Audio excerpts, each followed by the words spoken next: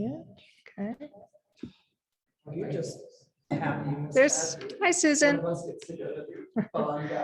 Okay, on video on my computer. Right? Say that again, Eliza. Yeah. So I, Susan, thank you. We'll see if we have a board meeting. He gets to come back. So I am Susan Zimmett, president of the Aspen School Board, and we are calling to session the regular board meeting. It's 3:15, September 14th, 2021. May I, Eliza, can you call the roll, please? Sure. Katie Fresh. Here. Susan Roll. Here. She's, are you muted, Susan? There, No. Can you hear me? Romero. And Susan Zimmett. here. Okay, you are all here. Okay, and can I have a motion to adopt the agenda? So moved. Second. Okay, quick roll call. Katie Fresh. Aye. Susan Roll. Aye. Jonathan Nickel. Aye. Dwayne Romero. Aye. Yes. Susan Zimmett. Aye. Zimmett. Okay, and now I will call for a motion to move into executive session for the purposes noted in 4.2.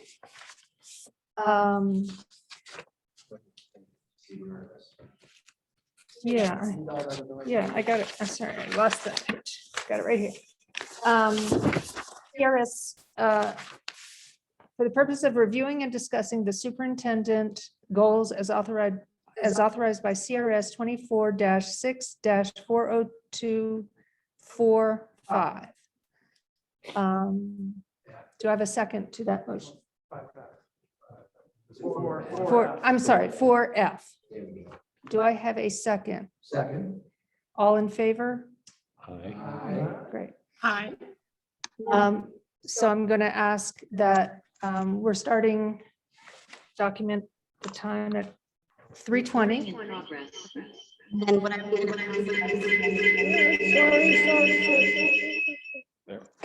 is I'm going to activate this Google link, and I would ask you to activate it. I'm going to. Exit our Zoom link now. Okay, leave. Okay, and then, So I'm going to open this Google link for Susan. and does she know this? Yeah, it's not.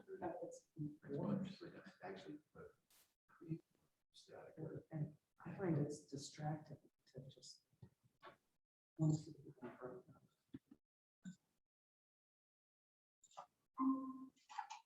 So Susan's joining here. And she has the link.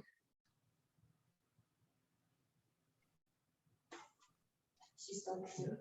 We ended Zoom. She's over there.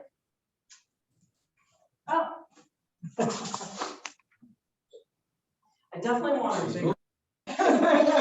Susan, would you mind joining the Google link that is listed in the the Google Meet? invitation? Yep. And exiting from here. Sure.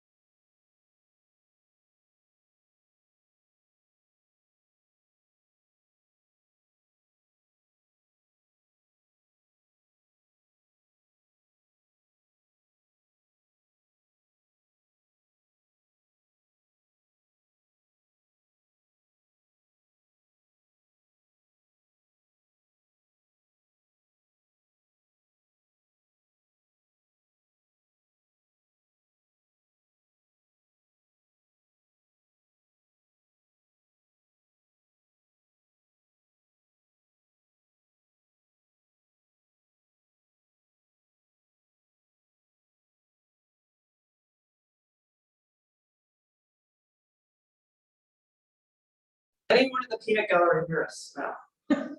Susan, can you talk? See if we can hear you.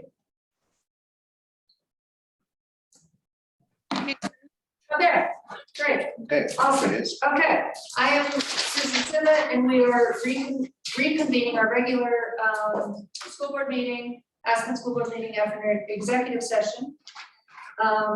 It is now 4:09, and we are going to move on to public comment. And I believe we have Bettina. Yes, hello. Hi, guys. I'll start my video so I'm not just a blank screen. Hello, hello. Thank you all for all of your unbelievably hard work during this crazy time.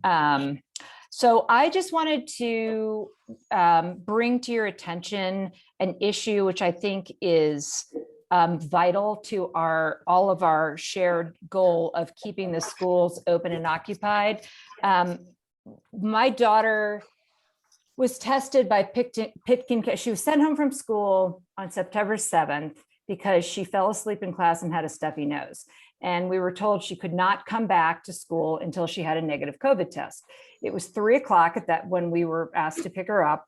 So our options were pay $425 at the private place in town, go to the hospital, but only with a doctor's recommendation or a doctor's note, or use the Pitkin County testing sites, either in the alley or at the airport. So given that we have 2 kids in high school and they're probably going to have colds, we didn't want to spend $425. We opted for Pitkin County. We went to the airport at 9 a.m. the following day. Sylvie got saliva and nose test. And then it took 7 days to get a response. She was not allowed to come back to school until she had a negative test.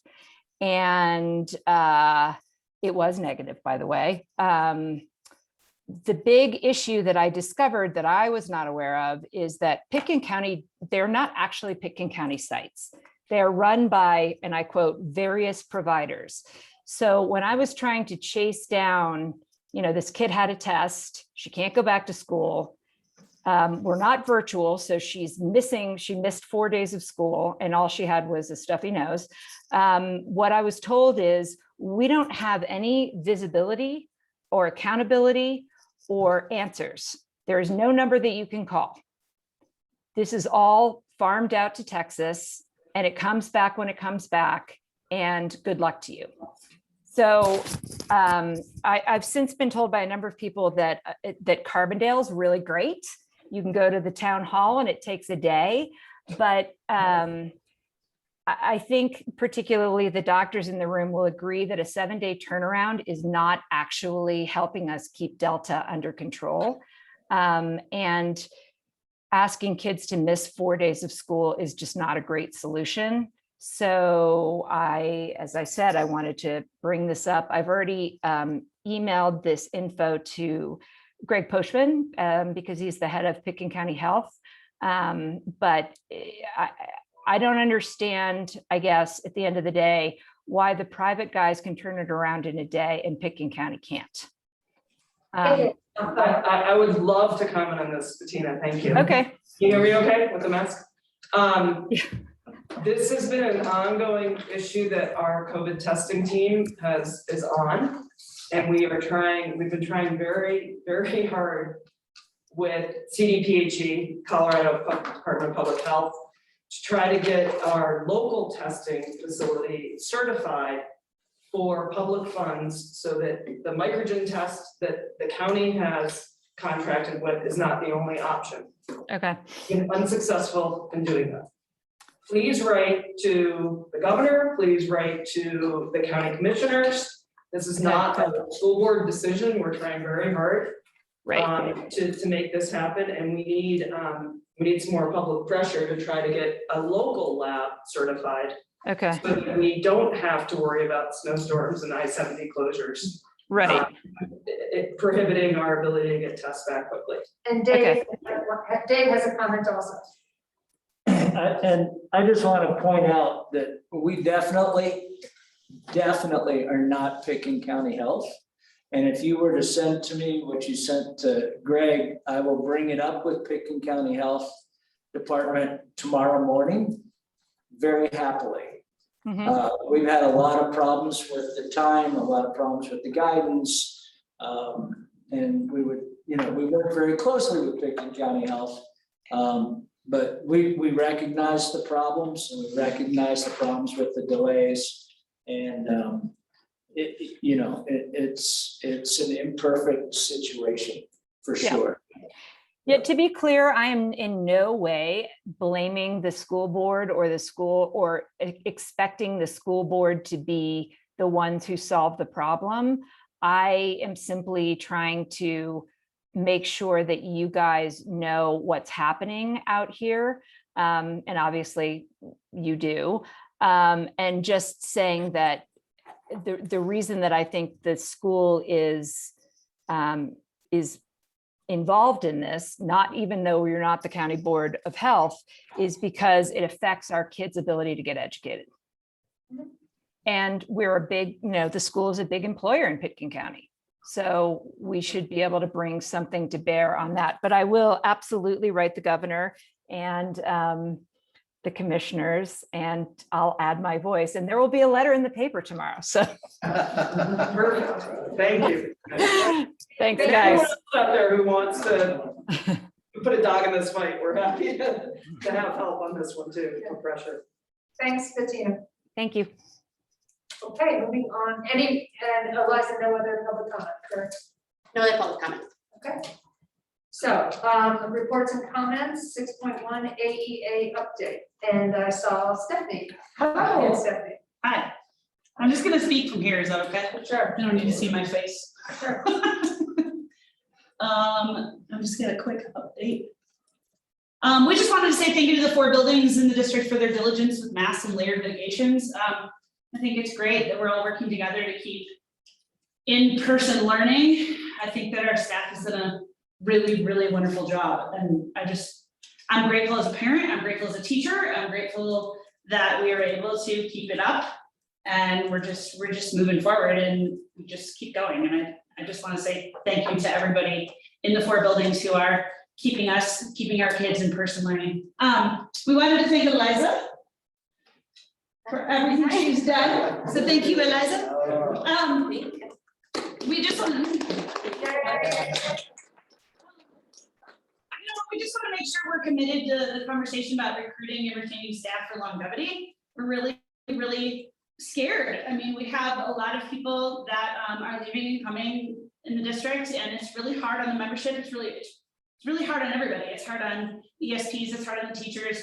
We want to make sure that, we're examining what needs to be done to keep people here and to make sure that, we keep that conversation going. So AAA just wants to make sure that however we can be involved in sort of keeping the conversation going for recruit and retain longevity of staff. We're really interested in that conversation. And, we just want to make sure that we listen to the exit interviews of people and see how we can support that cause. So that was the other thing we wanted to talk about.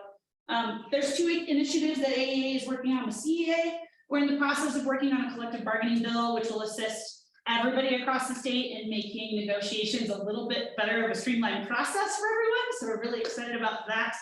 And then we're also working, I'm going to the Leadership Summit in Denver, and Aspen's representing the Western Slope.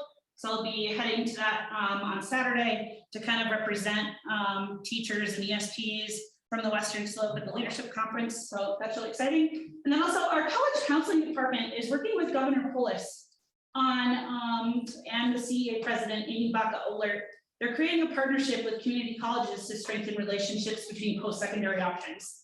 So we're really, really working, we're actually going to be working directly with the governor on getting these post-secondary options, and mostly community colleges, but also other post-secondary, just strengthening those relationships. So we're really, really happy that our members are involved in that. We've got a lot of our college counseling that's been working with the governor on that. So I just wanted to give you all a quick update on that. That's all I have. Back to school night. Thank you. Thank you. Thank you. 6.2 bond update. Damien. Dave. Damien is not going to take this. Bob Daniel is going to take it. We've got some scheduling issues that came up. Eliza, am I able to share my screen?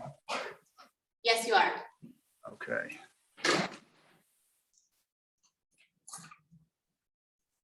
Thank you. Members of the board and other participants. My name is Bob Daniel. I'm part of the owners representation team for the bond housing program. And we want to update the board very quickly on actions we've been taking and where we are. Hazelden, our chosen contractor, has been working on site. We've been working at the elementary school, the middle school, high school. We've done some site repairs on a temporary basis, longer term with some light poles that are coming up. As a part of our environmental program, we're going to no touch and flush valve upgrades in all of the campuses. And we're doing some various HVAC repairs, heating, ventilation, and air conditioning.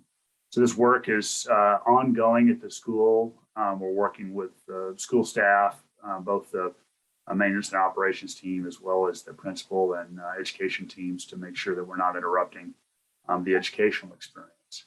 Just a few images of some of the work we have going on at the elementary school on the west side of the building, stair replacement off of the terrace. We have several leaky spots on the high school roof that we've been able to patch and repair until we come to a full re-roofing program. Various places around the campus where we've needed to do asphalt repairs. Some places in and around the bus barn where they had insufficient asphalt. We've come back in and created hard surface and drivable surfaces for the buses and the bus drivers. And I'm told that no presentation is complete without a toilet. So we're putting in no flush toilets and no touch fixtures in the restrooms. And so we see that we're going to be monitoring our water consumption on the campus to see if we're seeing a reduction in overall water compensation. And I'll talk a little bit about the environmental push on other items here in a minute. If you get that I'm blowing through this fast, it's by design and by direction from Dr. Ball.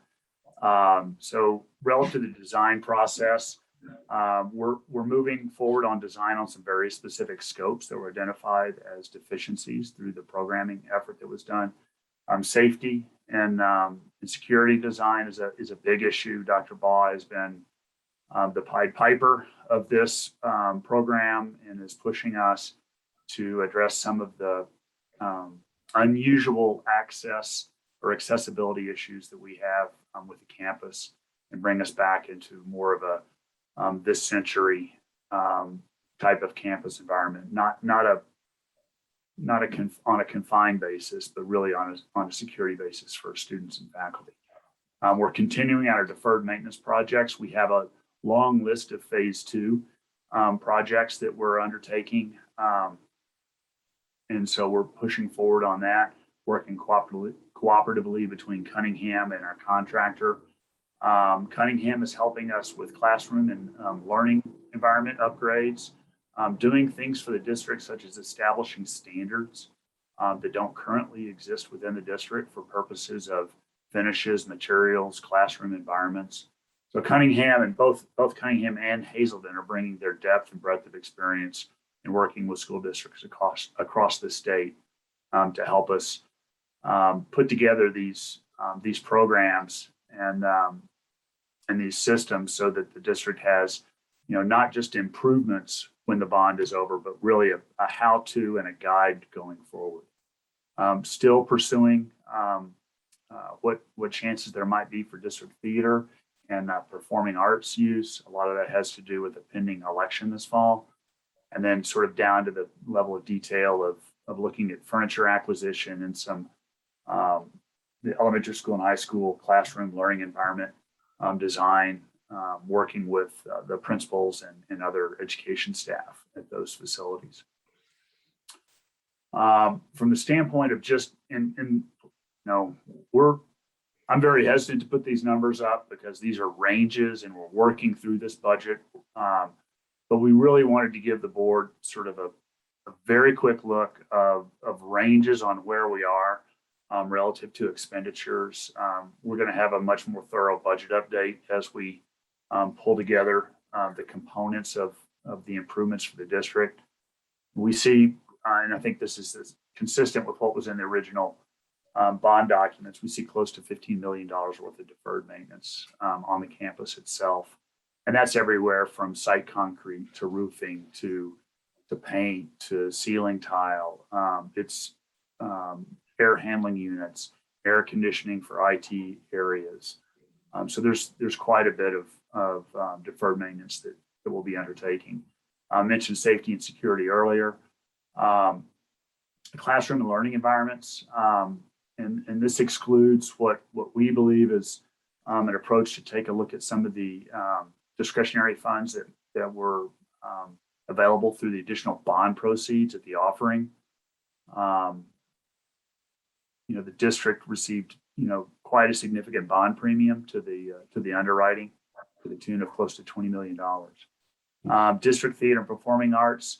This is really an area where it's going to have to take some time to flesh that out because there are other parties that are looking at that. Bus barn upgrades. We have shelved the idea of rebuilding a bus barn. We do not believe that's the best use of the district's money. So we're looking to upgrade that facility. A lot of these upgrades would have to do with preparing for the shifts in the fleet to move towards electric buses. I believe, and Dr. Ball can correct me, just received a $100,000 grant, if that's correct, for the procurement of electric buses. I may not have that figure right, Dr. Ball, because you're not nodding at me. No, Bob, it's 1.3 million. Well, there you go. So that's much more significant. I like that decimal point. Yeah. I'm typically not off by a factor of 10. So bus barn upgrades are something that we feel is beneficial. We do not believe building a new facility there is in the best interest of the district dollars. Athletics and recreation.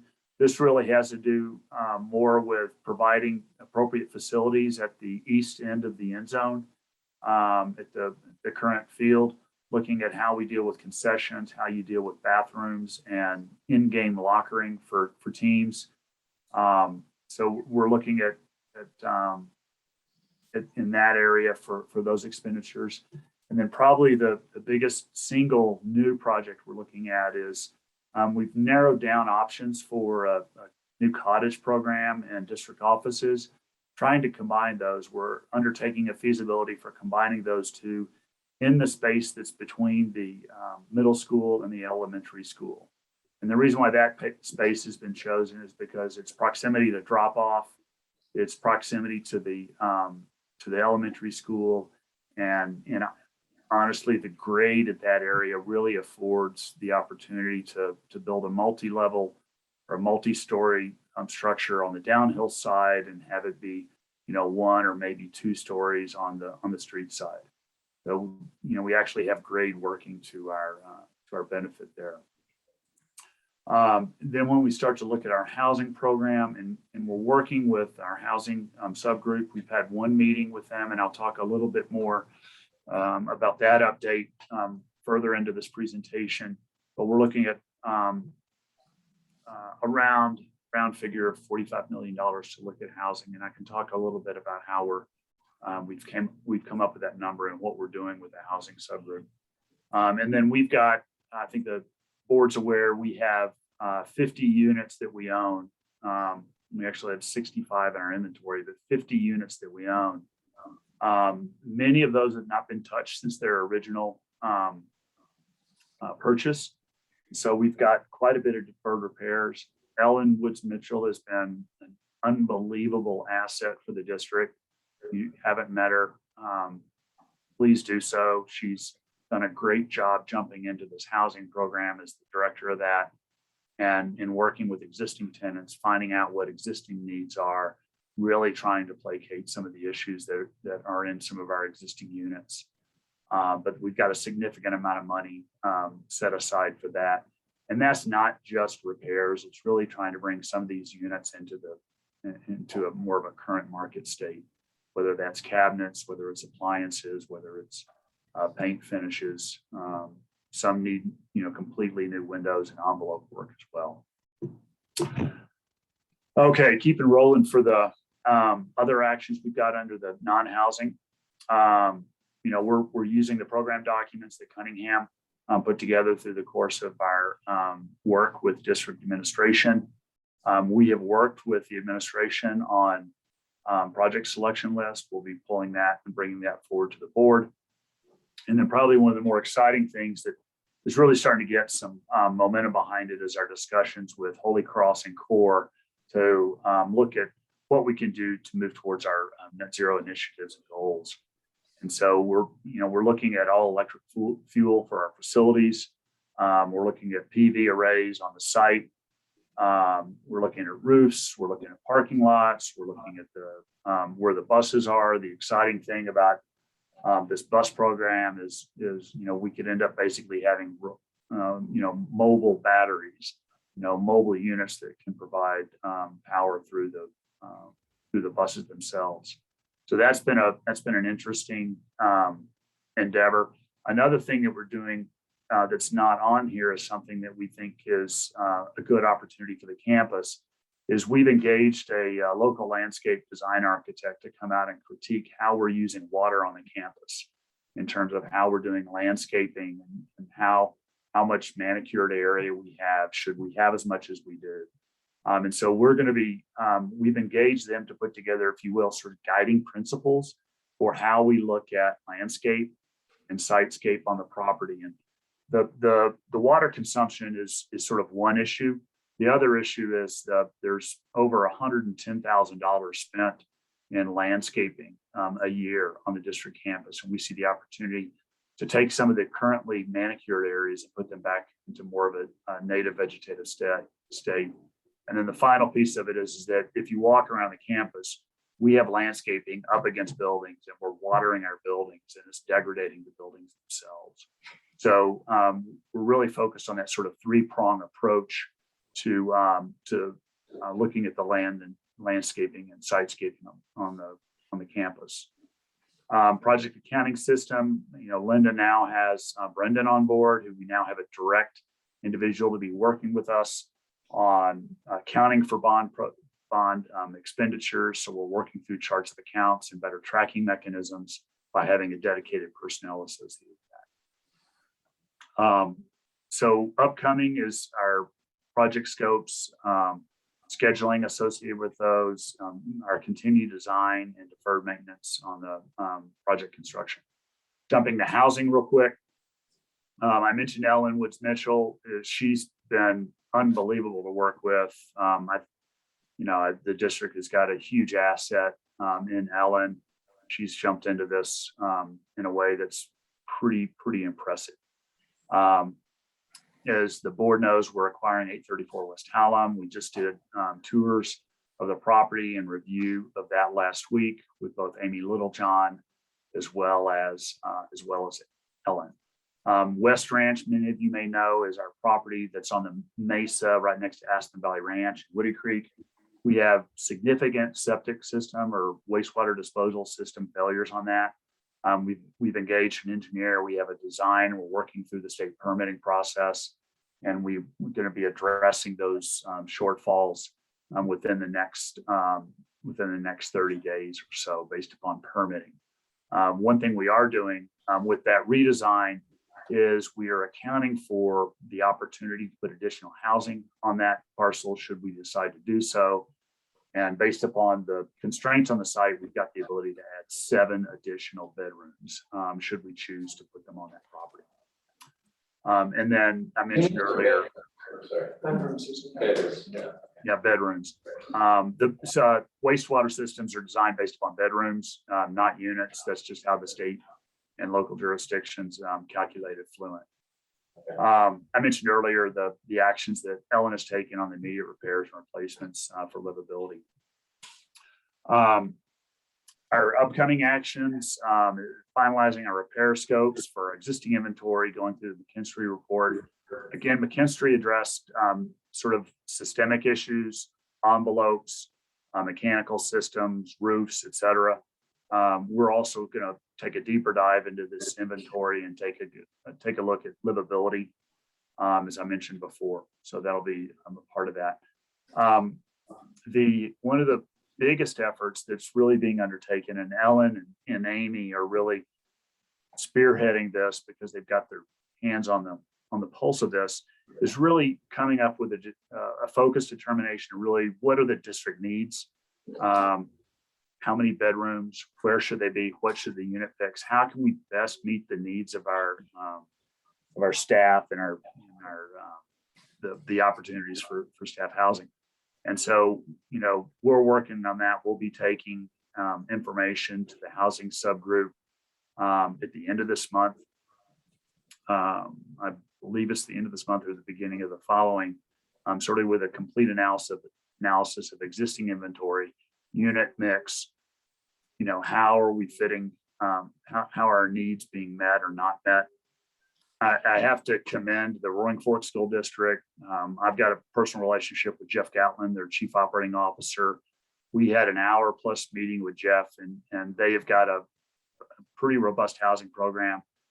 They were able to sort of start it from scratch, but they were a great resource for Ellen and myself just to discuss things like guidelines and requirements and how to start to bring our housing program into a better structure and a better management.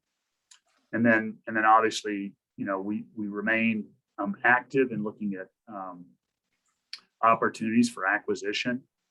We actually have a meeting this week with a potential party about acquisition. So Blake Appleby has been a part of that program and has been really shaking the trees, if you will, on behalf of the district, looking for opportunities and bringing them to the table. And I will say we've passed on some things, or the district has passed on some things that didn't really sort of fit.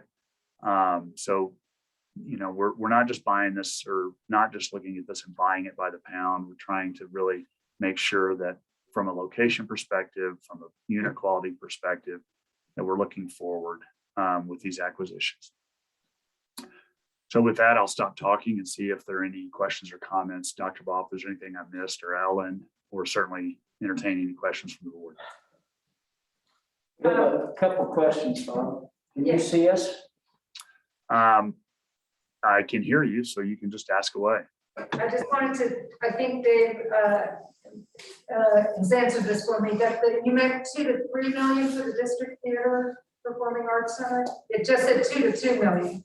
It is supposed to be 2 to 3. I will admit to a typo in the last moments of preparation. It's a very exact estimate. 2 to 2. All right, It's just- actually 2 to 2.0000001. How many significant digits, right? Because I know Susan, she's ticking and tying there. You betcha. I have a question, Bob. Just on the determination of our district inventory needs, could you just speak a little bit to the process of determining that and timing? Yeah, I think the first thing is, and Ellen could probably jump in here. I'm not sure if she's in the room, but we had a meeting last Friday.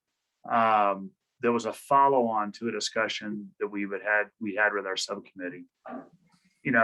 How many units do we really need? What percentage of our staff are we really looking to house? And what are the groups? Is it can't just be new introductory teachers. We want to create housing, or my understanding is we want to create housing that could evolve as teachers' lives evolve over time. So that would be a unit mix that would include everything from, a 1-bedroom for perhaps a single staff member. If that staff member gets married, do we have options for them to, move into a larger unit when they have children?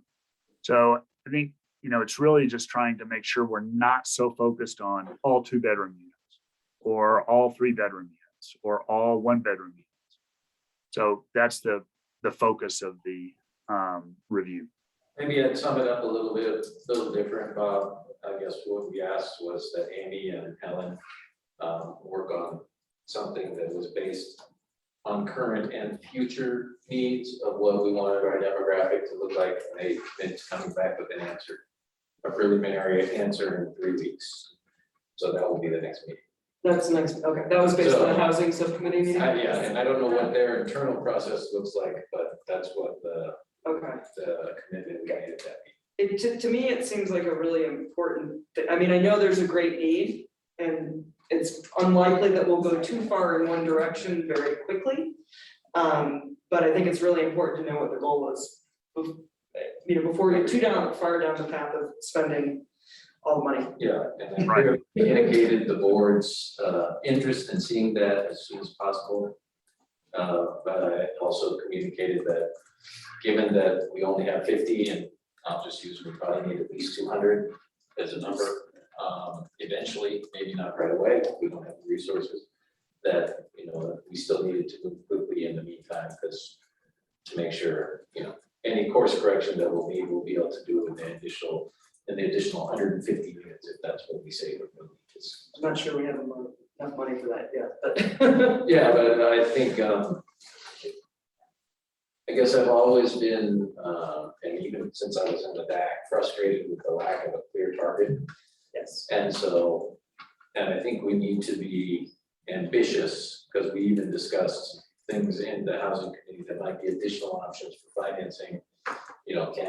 If we set this up as a separate entity, can we go ahead and then go get additional leverage on that entity?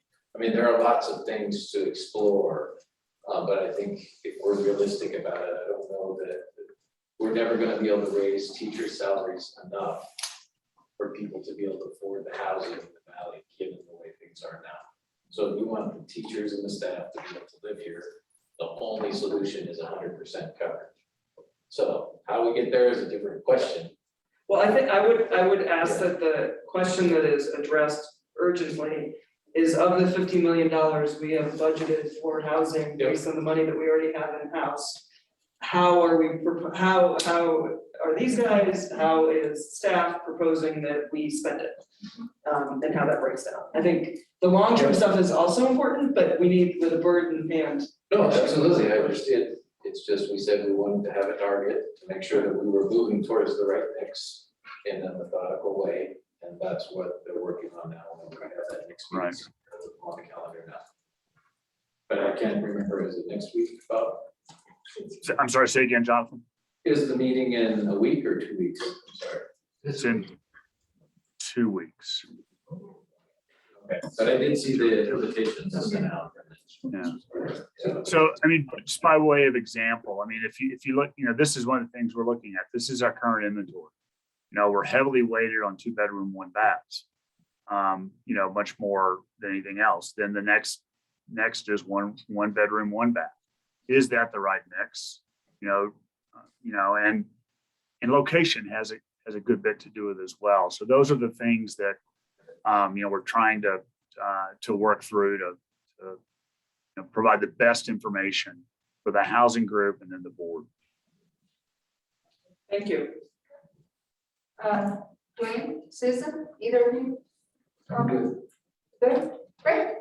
Bob, thank you for the update. Appreciate the leadership there. All right, thank you. Thank you very much. Okay, we will move on to the DAC update 6.3. Krista Giesel and Jim Pomeroy.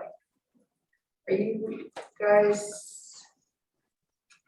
I am here. I don't know if Jim is or not. Okay. I am sorry. I had some complications at the end of my day practicing medicine during a COVID pandemic with a Delta spike. I am actually very close to the high school because I did have some slides, so I can try to do this on my phone, or I could just, you could do something else and I could skip and come in a few minutes, whatever you prefer.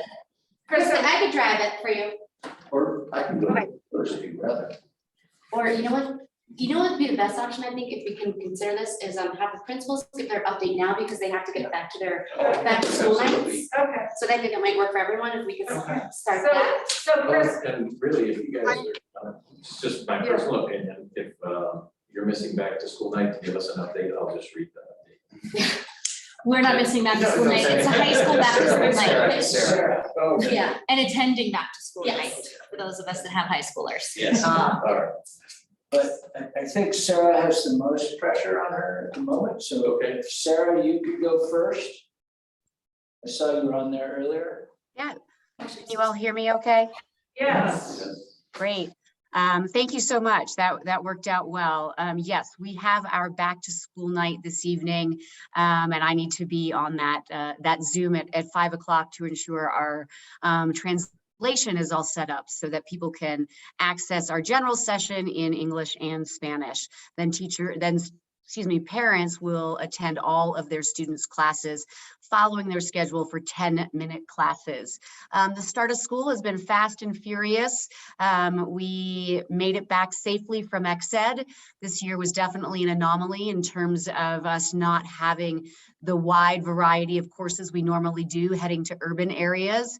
We did have to cancel some of our courses due to the Delta variant. So we had all outdoor courses. I was lucky enough to lead a backpacking course. Dr. Ba was out there backpacking as well. So it was a great week. Everybody came home safe and sound, some bumps and bruises, but for the most part, it's been overwhelmingly positive. We will be debriefing our ex-ed this Friday during PD. We'll also give students and parents a chance to weigh in on that debrief as well. Classes are all set, kids are going. Thursday, Friday really is the last day students may drop or add a class unless we find out later in the semester that they may be in the wrong level. But in terms of choice, that ends this week. We have our college counseling, post-secondary counseling has already had a parent and senior night. They have their first junior parent meeting next week. So we're getting rolling there. We are partnering with College Outreach. They are hosting a virtual college fair. So I know a lot of our community likes to attend that event. Athletics are going well. Although we are thrilled to announce that I will no longer be serving as AD with Becky, who's really the AD. Becky's been doing the lion's share with Elise. So John Castries is going to be our new athletic director, and he will be starting September 27th. So we are excited about that. I think otherwise we are fully hired. We do have a new face in our front office. Itzel Zuniga Torres is our new attendance assistant, and she is fluent in both English and Spanish, which is really, really wonderful. We have begun our STAR testing so we can get a baseline data. All of our classes are also giving their own content area pre-assessments. And then we will begin thinking about how we're going to measure all of our students' learning via our educator effectiveness system. So that was a lot. That's great. Thank you. You're welcome. Thank you. I'm gonna go backwards in order. Okay, I'm gonna go backwards order. So good evening. I am just back from the 8th grade outdoor ed hiking portion of the trip as well. So a little sore and slower moving than usual, but it was wonderful and beautiful. The kids did amazing. We had 112 students on the trip. 11 students did not participate for various reasons, and I'll explore that more in the days ahead. The whole group returns tomorrow afternoon. They're still at base camp. I just ducked out a bit early to come back to school. So we'll continue to look at that same thing that Sarah was talking about, of what worked, what can be improved as we move ahead, from parents, community members, and school staff, because it definitely took the village to get the kids there. So we've got a lot of subs going on in other classrooms of multiple grade levels. So just some things to explore as we move ahead. We have been working on our schedule in alignment with the high school, and we're finding some kinks that still need some areas to work out. We have dialed in for a 90-minute literacy block, looking at a 60-minute math block paired with 30 minutes for language. We're not thinking that 30 minutes is enough time, so we're gonna really examine that piece a little bit further. The other piece was thought that 20 minutes, to Neil's advice, was 20 minutes for lunch was gonna be adequate. We have more kids eating school lunch than ever, or at least so it seems. So we really are gonna look at expanding that time in lunch, because back to back feeding the entire school in that 40-minute chunk is just, for me, not settling in, not enough time to have kids really have an enjoyable experience in that manner. So looking at adding additional folks, we're about 40 students above projections right now with daily attendance. And so our exploration classes are pretty maxed. So wanting to get that piece in place. Also recruiting for an MTSS GT facilitator to really help with intervention and acceleration work and the needs of our kids, as well as still recruiting for a program special education teacher to work with students with social, emotional, and behavioral needs. So working in partnership with the district on all those pieces to secure a full staff to make the year go well.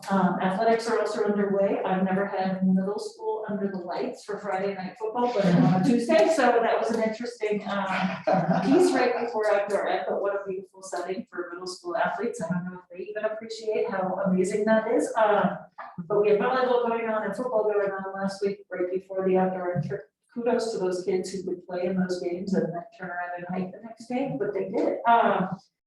Looking at recruiting an AmeriCorps math corps tutor to work in place at the middle school for next year. Hoping to get that in place by November 1st. AmeriCorps tells me they have recruited Aspen Middle School alumni who will potentially be joining in that ranks, working on some college funding for themselves, as well as giving service to the school district, which is a great thing. And then lastly, just all the new curriculum pieces underway, the illustrative math, the literacy adoptions, and like Sarah was saying, the STAR assessments are underway. So we can really get a baseline for where our kids are. Just started digging into the CMAS data from last year. And it'll be really interesting to compare how do the kids perform on their STAR, their end of year assessment, as we project what we will be doing educationally this year. And then we have a virtual open house, not till next week, but September 21st, we will be online and in action for our families as well. So I'm exhausted. And just the start of a school year, so definitely kudos to everybody for jumping in and helping out all across the school as we learn how we're working together, what that's looking like, and setting our norms for the year ahead. That was great. Thank you. Can I ask a question for clarification? Absolutely. So you mentioned 90 minutes literacy, 30 minutes math, 30 minutes language. And did you mention, or is there a specific amount for science and social studies? Oh, certainly. And it was 60 for math. Oh, 60. For the clarification of that. Okay. The science and social studies blocks are 45 minutes each, with the flexibility that science and social studies teachers serve the same group of students. So on a lab day, they could have the full 90 minutes for a science lab in partnership with their collaborating teacher. And when you said language, you meant that's foreign language? Yep, French or Spanish. And then the students also have a 90-minute time for electives in their day, either 45-minute chunks or a whole 90 minutes. And that is more time than on science than we used to have? Yes. By Quite a bit, from what I understand, especially at the 5th and 6th grade level. I think it was about 70-minute every other day rotation historically. Thank you. Mm-hmm. So at the elementary school, our outdoor education trips are also up and running. At the elementary school, it's a little bit different than the high school or the middle school. So we have outdoor ed trips that happen throughout the year. But this month, our kindergartners either have or will be visiting Rock Bottom Ranch. Our first graders taken a hiking trip to Buttermilk, and our second grades have gone swimming at the Ark and either have or will be hiking the Maroon Bells. Our third grade has also gone swimming at the Ark, and they took a trip to Ashcroft Ghost Town, and I was thrilled to be able to join them on that for my first trip to Ashcroft. Fourth grade is looking to schedule a trip to the Aspen Camp of the Deaf and Hard of Hearing as a replacement for their trip to Denver, which was canceled due to COVID. And that Aspen camp is typically a 3rd grade trip, but due to COVID, the cohort that's in 4th grade didn't get to attend. So that will be a nice experience for those students. And much like Sarah and Amy said, we're going to be looking to get feedback on our outdoor education trips and those kind of curriculum ties and making sure that they're connected to the work that we're doing in the classroom as well.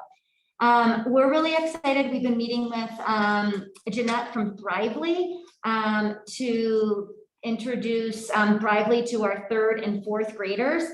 So Thrively is an online platform in which students will begin by taking 2 different assessments. They'll be taking a strength assessment and a habits of mind assessment, and it'll help to put together a profile of basically their strengths and habits of mind to help them as students.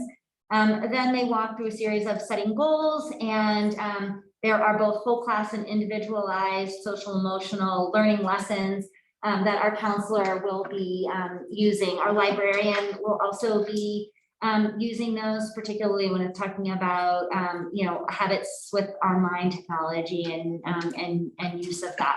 So we're really excited for that. We were, I know there's a connection to that, and the thought is to have that connection go through up until high school. The 9th graders, I know, are introducing it with their counselors as well.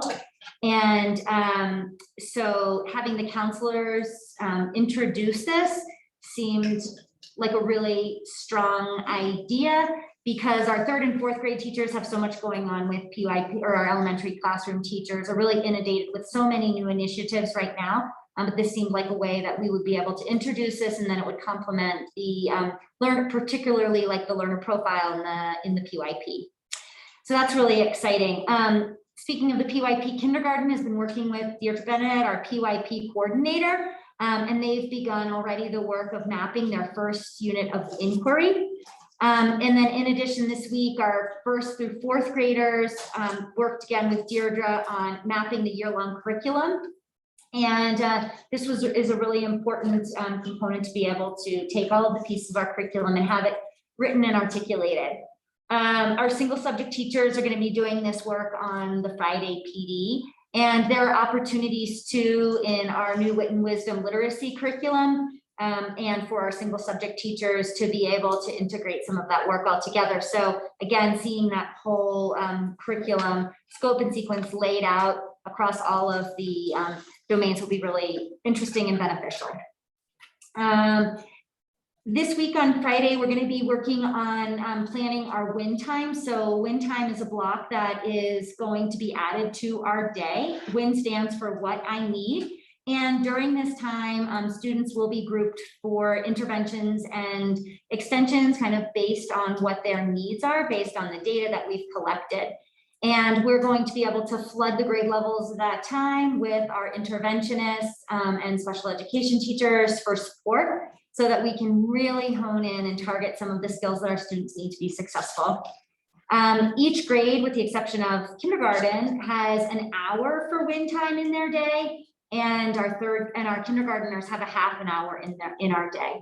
We're going to be using that time to implement our new foundations curriculum, which is our phonics program, which has arrived and is in the bus barn and will hopefully be delivered to our school tomorrow, so that our teachers can unpack that and get it set up so that we can be ready to hit the ground running in the following week.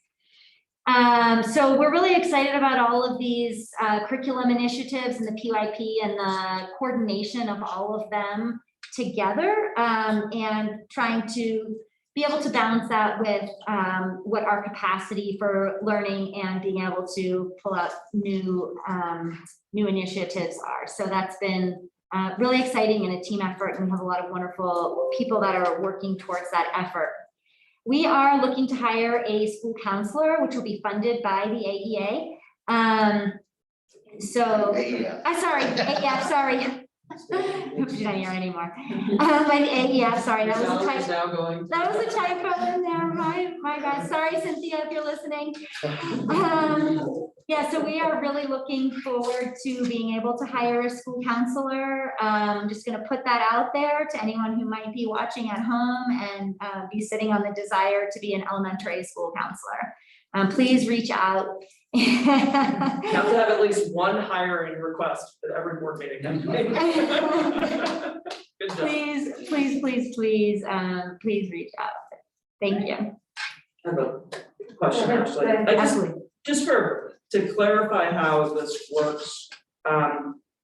So for example, kindergarten, you're talking about, they're mapping your first PYP unit. So how does it work in terms of changes in instruction and timing? So will it be next year that unit will be taught and it's being mapped now, or is some of it being implemented as we speak? Yeah, both. A lot of the first unit of inquiry that they're doing in kindergarten is already a typical kindergarten, who are we as a community? And so what Deirdre is doing with them is first finding what they're already doing, to then be able to see how to weave that in, what needs to be done differently. So that's kind of where they are in the process right now. It's definitely ongoing and a work in progress that will evolve. Right, Go ahead, no, fair. just a huge kudos to the elementary school and those library that's working with the idea implementation.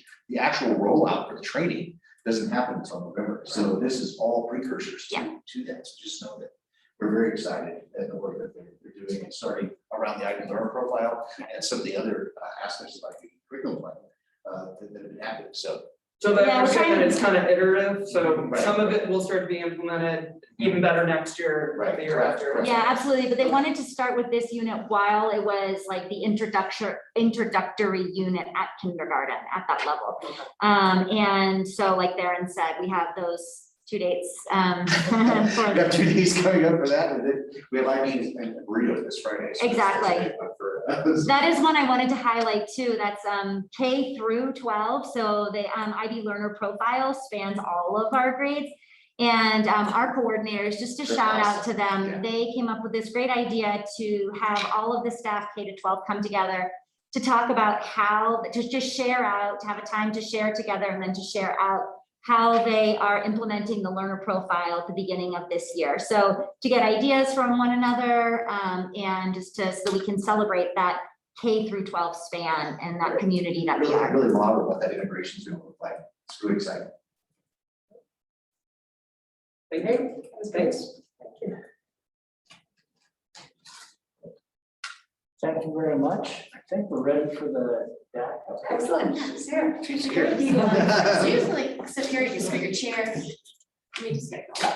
Appreciate your flexibility. Of course. I do have to say, please get vaccinated if you're not. Hey, just asking that, are we gonna have to comply? So if anybody, I know they're saying it's all companies over 100 people. What's gonna happen with schools? So anybody who's. We already have a vaccination mandate. Yeah. We're one of the first in the school district, so thank you for supporting that effort. We have a number of employees, 8 who are not vaccinated, and we are working with Amy Village around testing. And in a normal year, we would be, proving the line candidly. But since it's so hard to get people to come to work, well, everybody's coming to work. We're just having trouble finding workers, so we can't be cavalier about losing workers. So Amy is working with them around bi-weekly, 2 times a week, testing. But as you heard earlier, there's testing issues. So it's a little tricky. And I just sent a 40-year-old to the hospital who cannot leave. Yeah. So. Unvaccinated? Unvaccinated. 100% of the ICU right now in Denver is unvaccinated, 100%. Places like Idaho and Utah are just going under the weight of unvaccinated people in their intensive care units. Just reading nightmare after nightmare. So we're very, very fortunate at the moment, right here, right now. So thank you for doing that. But that's not what I came to talk about. It's not underscored anymore. That's just my day. So Exit survey survey results. Just to recap how this came to be, we were tasked by the Board of Education last year to come up with an exit survey for seniors that hadn't been looked at in a few years. So we as a subcommittee came up with a bunch of different questions. And I'd like to share with you some of the highlights of the results that we talked about at our DAC meeting. The survey was clearly too long, and we have a lot of questions we are not going to go over tonight, but I did want to point out some of the interesting parts. So this was a question that was kind of embedded in the middle, but I thought it was one of the interesting ones to start off with, just so we have an idea of, first of all, how many responses we got and what kind of the demographics of the students that we surveyed were. Dr. Vod told me there was 128 graduates last year. There was a total of 113 that took the survey. There's going to be some different response numbers on each slide. So this again represents 108, which is the majority of our students that graduated. And as you can see here, the majority of our students that graduated, over 50% graduated with a 4.0, which I found very amazing. And we have 41.7% at the 3.0 and then 7.4%. And again, this is a self-reported survey, so that was the information there. And then this was kind of the second demographic piece I found really interesting, which again, 93.6% of our graduates, or 102. We don't have, the responses again are 109 of 128. But 93.6 are planning on going to a four-year college. And then you can kind of see the breakout of everybody else, other things they were deciding to do. Again, this was a question for last year in particular, since there was so much disruption to learning, and 112 responses, with really COVID not changing the majority of people's plans. And then I thought this slide was also interesting, just in terms of kind of where they are leaving high school, in terms of like looking down the road. And the majority of our students are planning at least a master's degree, not so much at the doctorate or other level, but then very few kind of undecided and remaining with their high school diploma. And then this kind of, so again, I thought some of the most interesting parts of this came out about some of our questions around the IB. And so this was, how many courses did you take during high school? And since I've been part of this school district in terms of coming to the DAC, we've definitely had the push for IB for all, and we're doing that even more so. And so 49.1% of our graduates are taking 5 or more IB courses. And again, you can kind of see the breakdown. I'm sorry, the none did not exactly get on the slide, but it does not represent the majority. This is how many completed an IB diploma. We're sitting at 80.5%. Again, self-reported, 113 responses. No, did not, did not. Oh, I'm sorry, did not. Did not, right? 19.5% and then Yes. 80.5%.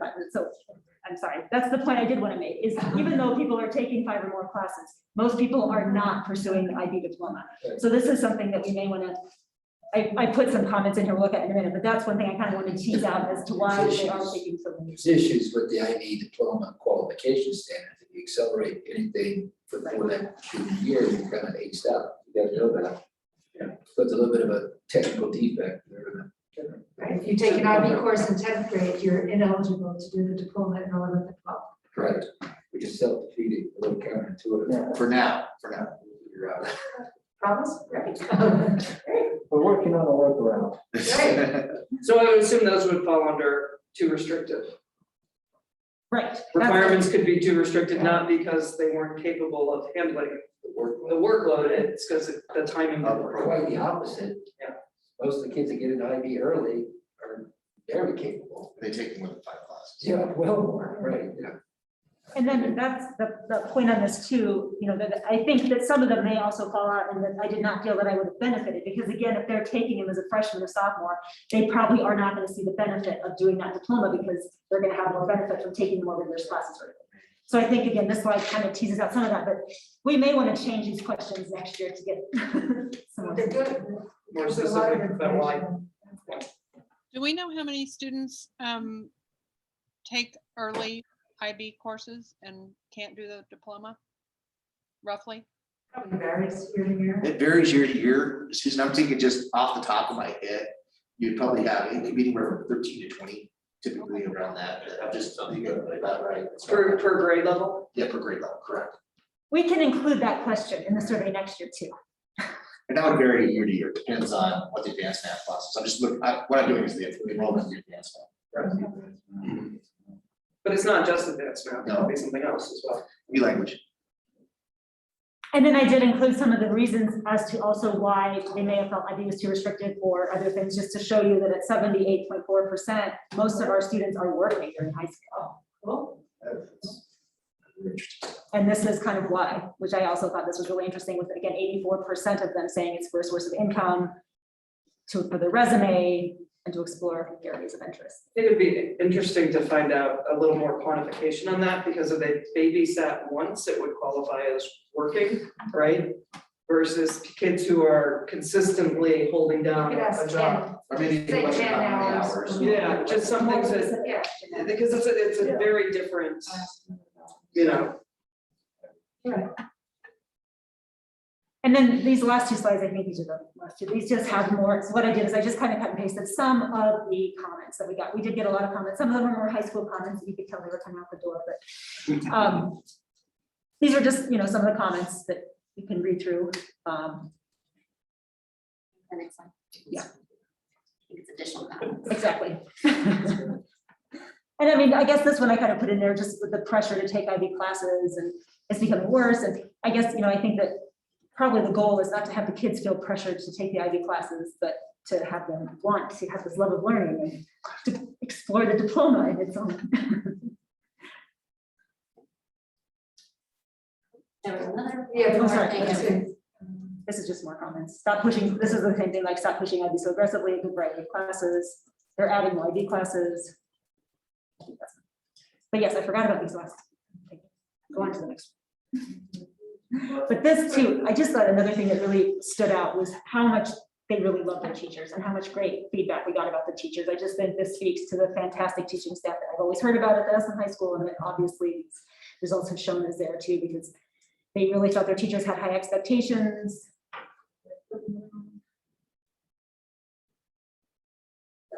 Okay, there was another one just kind of like on basically the experience they've had with their teachers, and it was just overwhelmingly positive. I mean, I just felt like those numbers for high school graduates were just off the charts. And sorry, this exit survey was given to the seniors in June, May or June of this last year, of seniors, kids who were graduating at that time. Correct. These were graduates of 2020. Correct. So it's our first iteration of the survey. We have some work to do. Any more feedback, we'd appreciate hearing. It's going to be a lot shorter next year. Thank you. Thanks, awesome. And we'll be working on the alumni survey as part of our deck. Probably another one of the same questions. Yes, that's one thing we did discuss, is just some of these questions, especially that would really give us information from year to year, especially how they feel after they graduated about some of their high school experiences. Continuity that way.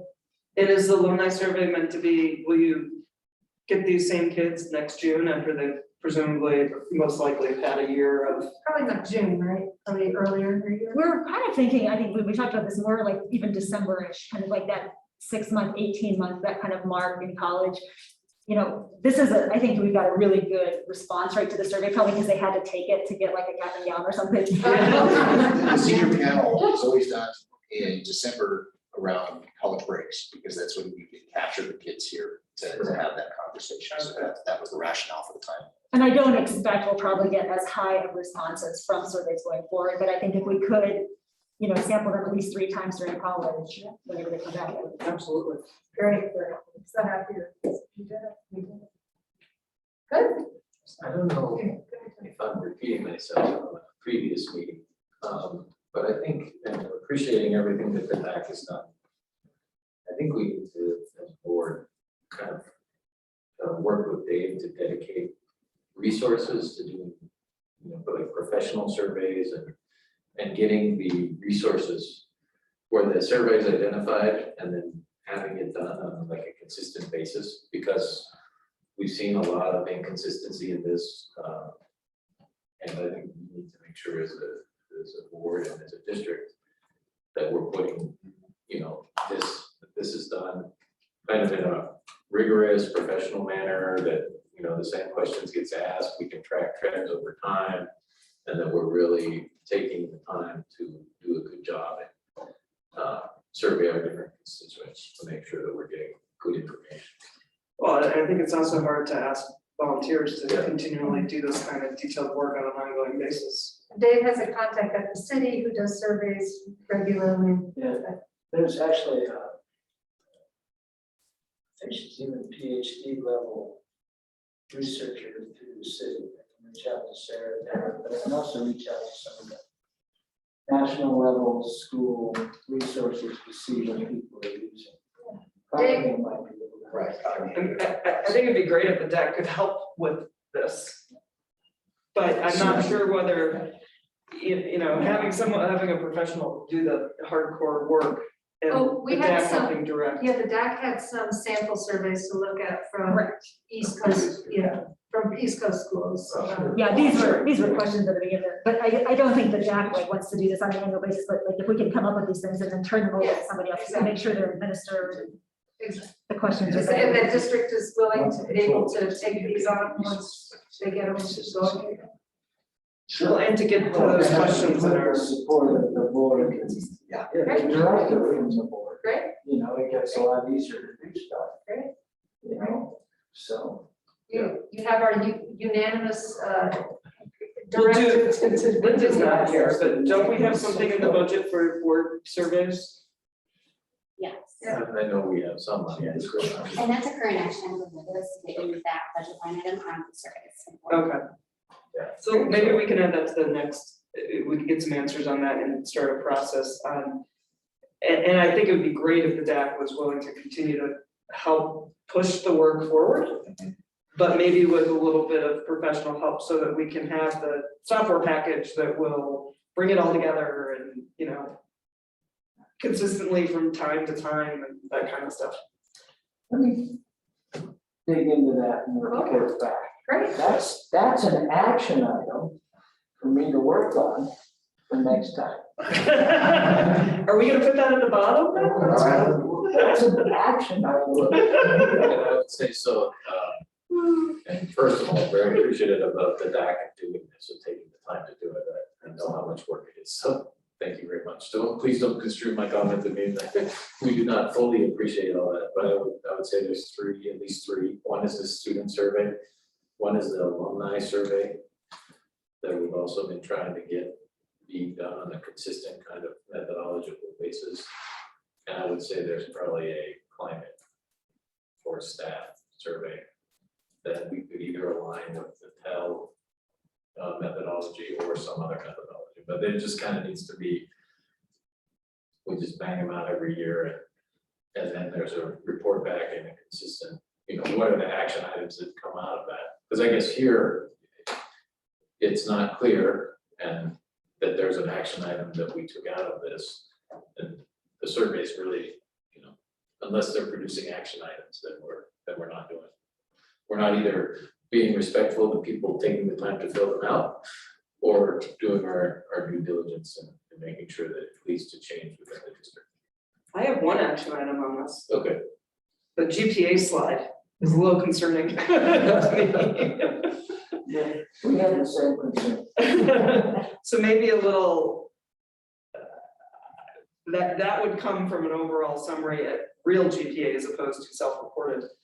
But you know, what is appropriate and what should be a reasonable grading standard in our district so that it doesn't appear to be massive grade inflation, which is what I see when I think of this. So. Well, I mean, if you just look at what's in our school brochure that from the counseling office, that doesn't surprise me, that number. So, not to put the kibosh on things, but we have a lot to cover. Yeah, absolutely. And one of our presentations coming up is going to raise an interesting question for those in this room. If 50% have a straight A thing, then how come these scores look the way they do? Would be a question I might ask myself. Well, how does that correlate to the? Correct. That was next. Thank you so much. Thanks. Thank you. And also, a big thing, the DAC also previewed the data presentation and they offered help for the school. So we had a couple of other items that they also did. No, awesome. It's the way these committees work, so thank you. We'll let Mr. Mulberry dive straight into his presentation, which he will be striving for brevity. But it's a pretty comprehensive conversation, even with a deeply flawed data set. So he will do that, and then there are 2 more slides at the end, but I do want to recognize a couple of our staff who are continuing to perform at wicked high levels. But we'll turn it over to Mr. Mulberry to drive the state. Sure. Is this the state assessment data underneath the superintendent update? Yes. Okay. Yeah, So it's a you little. guys can follow along there too. And just a couple of caveats before we get started. I thought it's really important for the board to know, it was a very interesting year in how the data was reported. We had, from the state, we typically get what's called the school performance framework, which they do a good job of summarizing performance throughout the state, using both growth data and using achievement data, and then coming up with some sort of performance indicator from it. This year, due to the accountability pause, that did not happen. That affects a lot of different systems in the school, particularly our evaluation system, because a chunk of the teachers' work on their performance framework is based on that data. And so we're coming up with different ways of doing that this year. In addition to that, last year, we lost our data warehouse, which was it no longer exists. So we ended up buying a data warehouse called Performance Matters. And we're still working to get some integration of all of these data systems pouring into that. I do think the upside of the software that we purchased will really pay dividends later on and how we can do a great data dashboard. But right now, we're still figuring out how to do the underlying building and structures of that data process. So just know we're looking at putting all of these together. We'll have the state assessment data. We'll have our local data that we're using with STAR and DIBELS and our new curriculum data from BERLA and some of the other pieces that we're getting from illustrative math. And all those things will be in one place, people to at a glance and by clicking, put all those together in any permutation that you want. So that's the goal. That's what we're hoping to have implemented soon. So just know that that's the background of this picture. That being said, we were very low tech in how we had to put this together.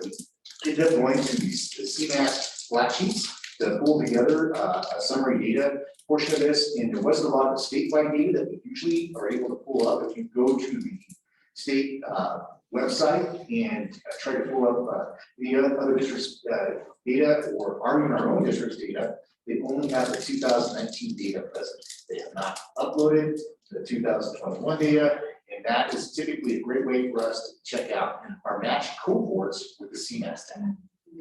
Now, we did have the matched cohort data for PSAT and SAT, and you guys will see that later.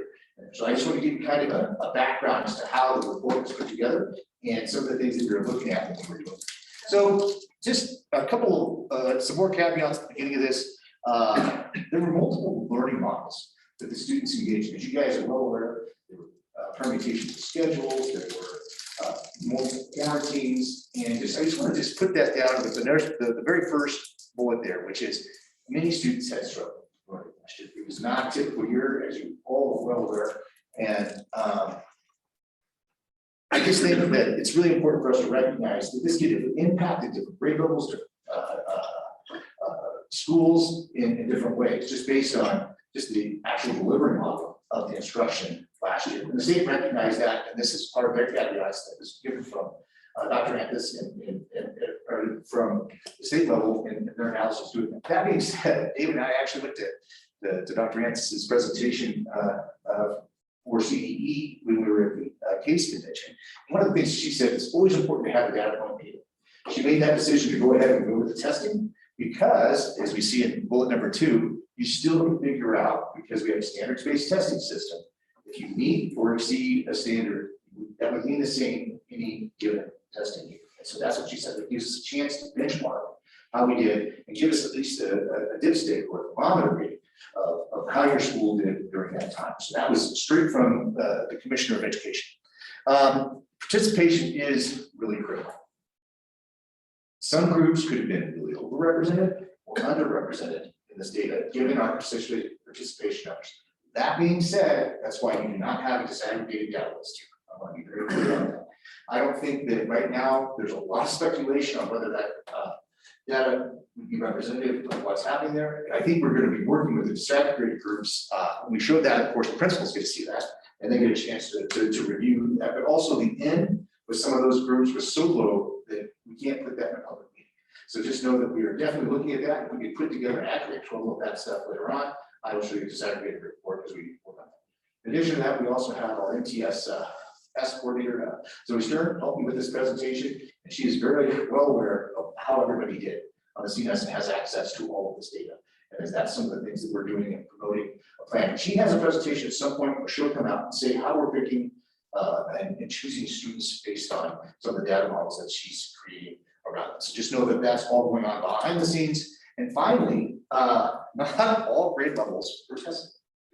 You will see as we go through the presentation, I will put required or optional at the top of the slide. And if you look there, you can see which grade levels were required and which ones were optional.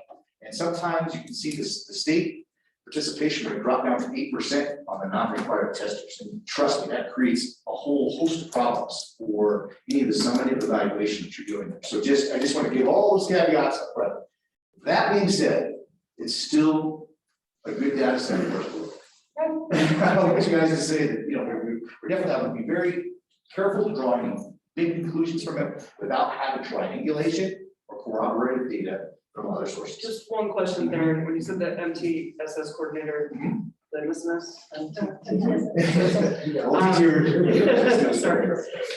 Is looking at that to inform instruction, is that on the individual student level that you're talking about? Yes. Okay, so, Yes. you know, a kid may have missed a different week due to COVID or parent absence or, you know, whatever it was, so. Well, It's not an aggregated how we're moving forward an MTSS program, it's on an individual basis for each. one of the great features of our new assessment system is number one, it integrates with PowerSchool. And Performance Matters is an actual product of PowerSchool. So it'll interface with that very well. And they have a piece of it called baseball card, which you'll be able to see the entire assessment picture of each student as you pull them up, and you'll be able to create reports for each classroom as you go through it. And the power of that for tier 1 instruction, being able to, at a glance, take a look at how everybody's doing in the classroom will be very incredible. When we get this utilized, it will be important. We'll have the STAR data, the DIBELS data, we'll have the CMAS data, we'll have our new curriculum pieces that are coming out there from illustrative math, from ARC, and from Wisdom. We'll have all those data sets. We want to get really creative. We can even create district benchmark assessments as we start going through that, and it has the capability of doing and vetting that thing, or those types of questions, and putting those into our reporting system. So we're very excited about where this is going future-wise, but we're learning the process and getting all of that. And have parents gotten this data for the students who took, the families who have? So what will happen is we actually have the physical copies of the scores in my office. Those we're planning on handing those out at parent conferences now. I think typically I found out that the elementary school says this is the problem with being a high school level guy. We always gave them out at parent conferences. I thought the elementary level would actually do it with registration. But this year they did remote registration, so they said it might work better and how they do that this year. So that everybody will get a physical copy of their students' work as before. So that's a great question. Okay, on to the presentation. So brevity, I'm so sorry, sir.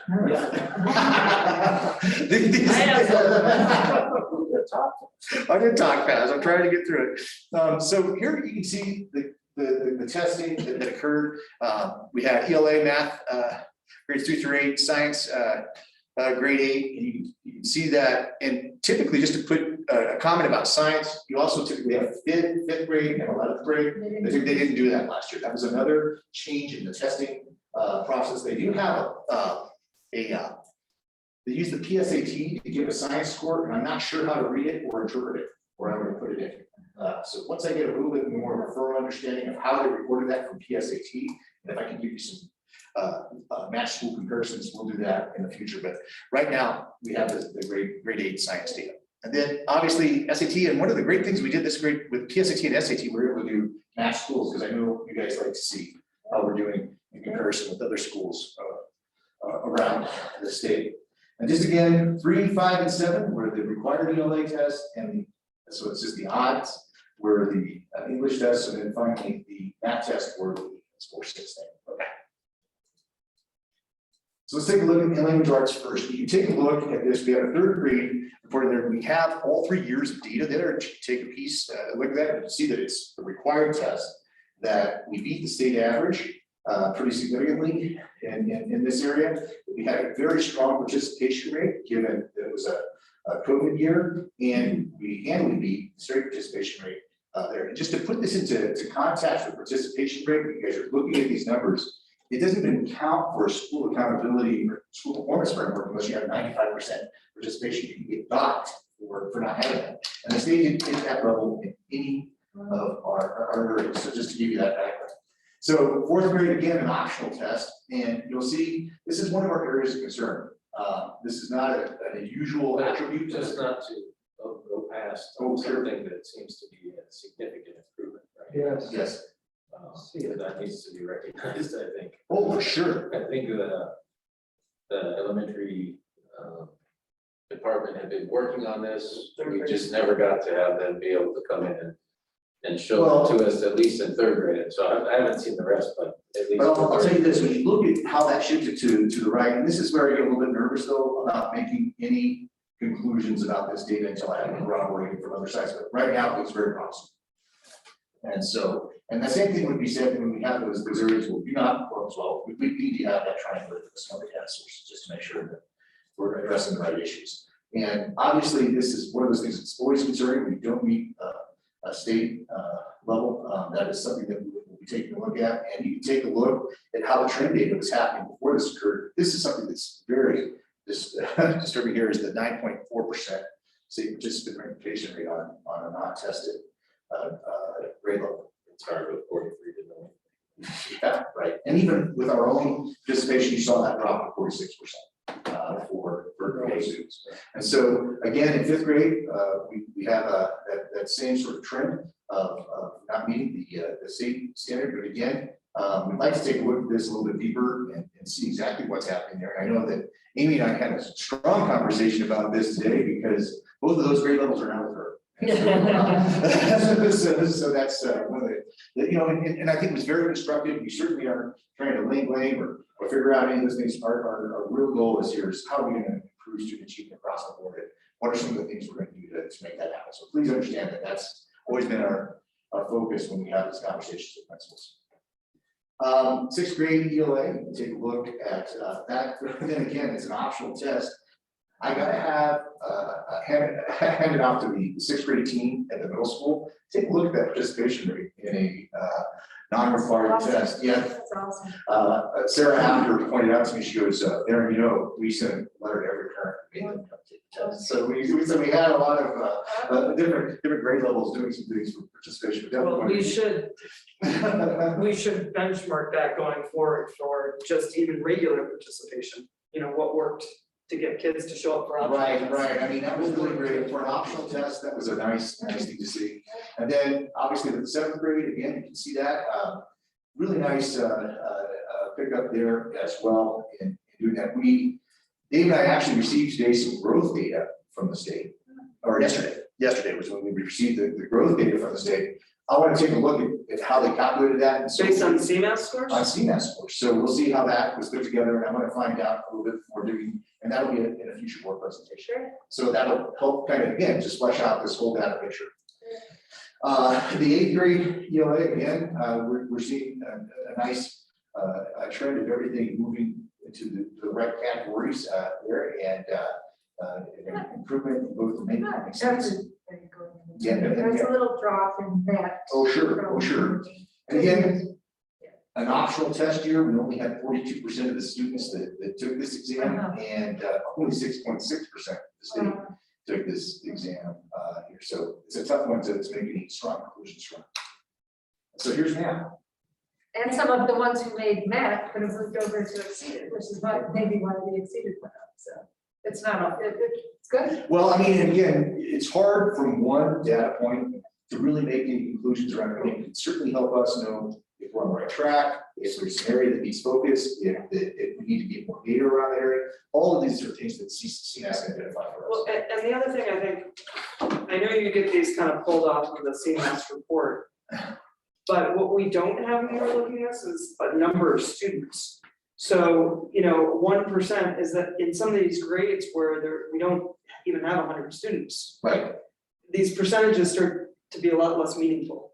completely, so for example, in a subgroup, if you had 6 students, when you have a group of 100 kids, one student can throw off a very significant, up to 20% swing in one of the performance levels. So you have to be very careful. So I think it's helpful to know what the data, the N is in each of these years. I think, otherwise it's, especially in some of these grades, there are 50 kids. 2 percentage points is a kid. Yeah, correct. So you can't make a meaningful conclusion about one child's performance on a test. Right, correct. Related to what we're doing here, related to the individual child and that child's progress can, of course, but not related to this graph.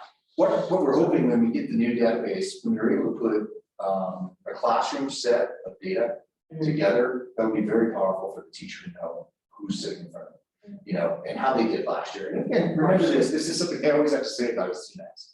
It's an autopsy. There's nothing we can do about that student performance. But it's nice to see those orange bars bigger than we've seen it. That's Right. very good. Right. That's very nice. Well as in the did not meet, they're a lot smaller, which is great. Can I ask a clarifying question just for my minutes? Are optional tests, are they optional every single year, or is this optional just? This is only during COVID. No. We're hoping that that is not, that changes. And an important thing about the optional, it's not that it's just, we had to opt in. So you actually had to work to get in to take the test.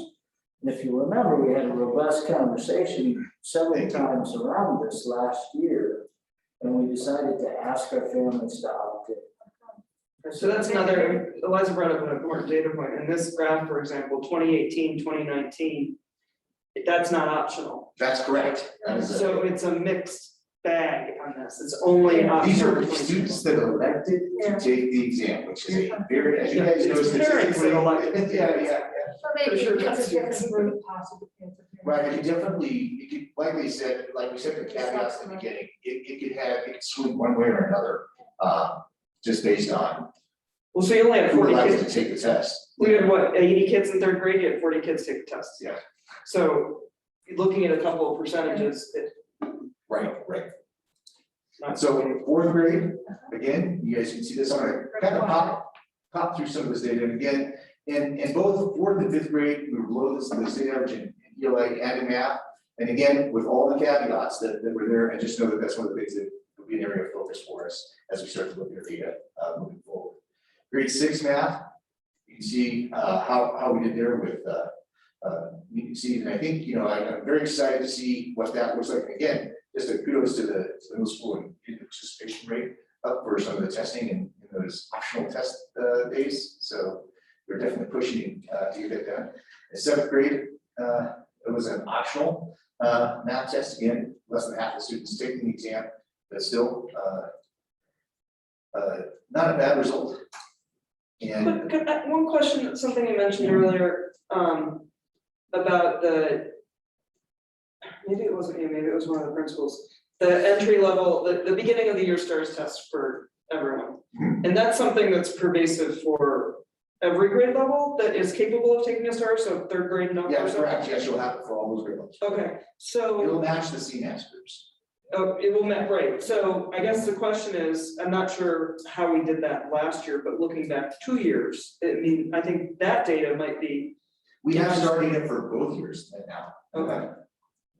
And so the STAR data, it kind of occurred differently at different levels.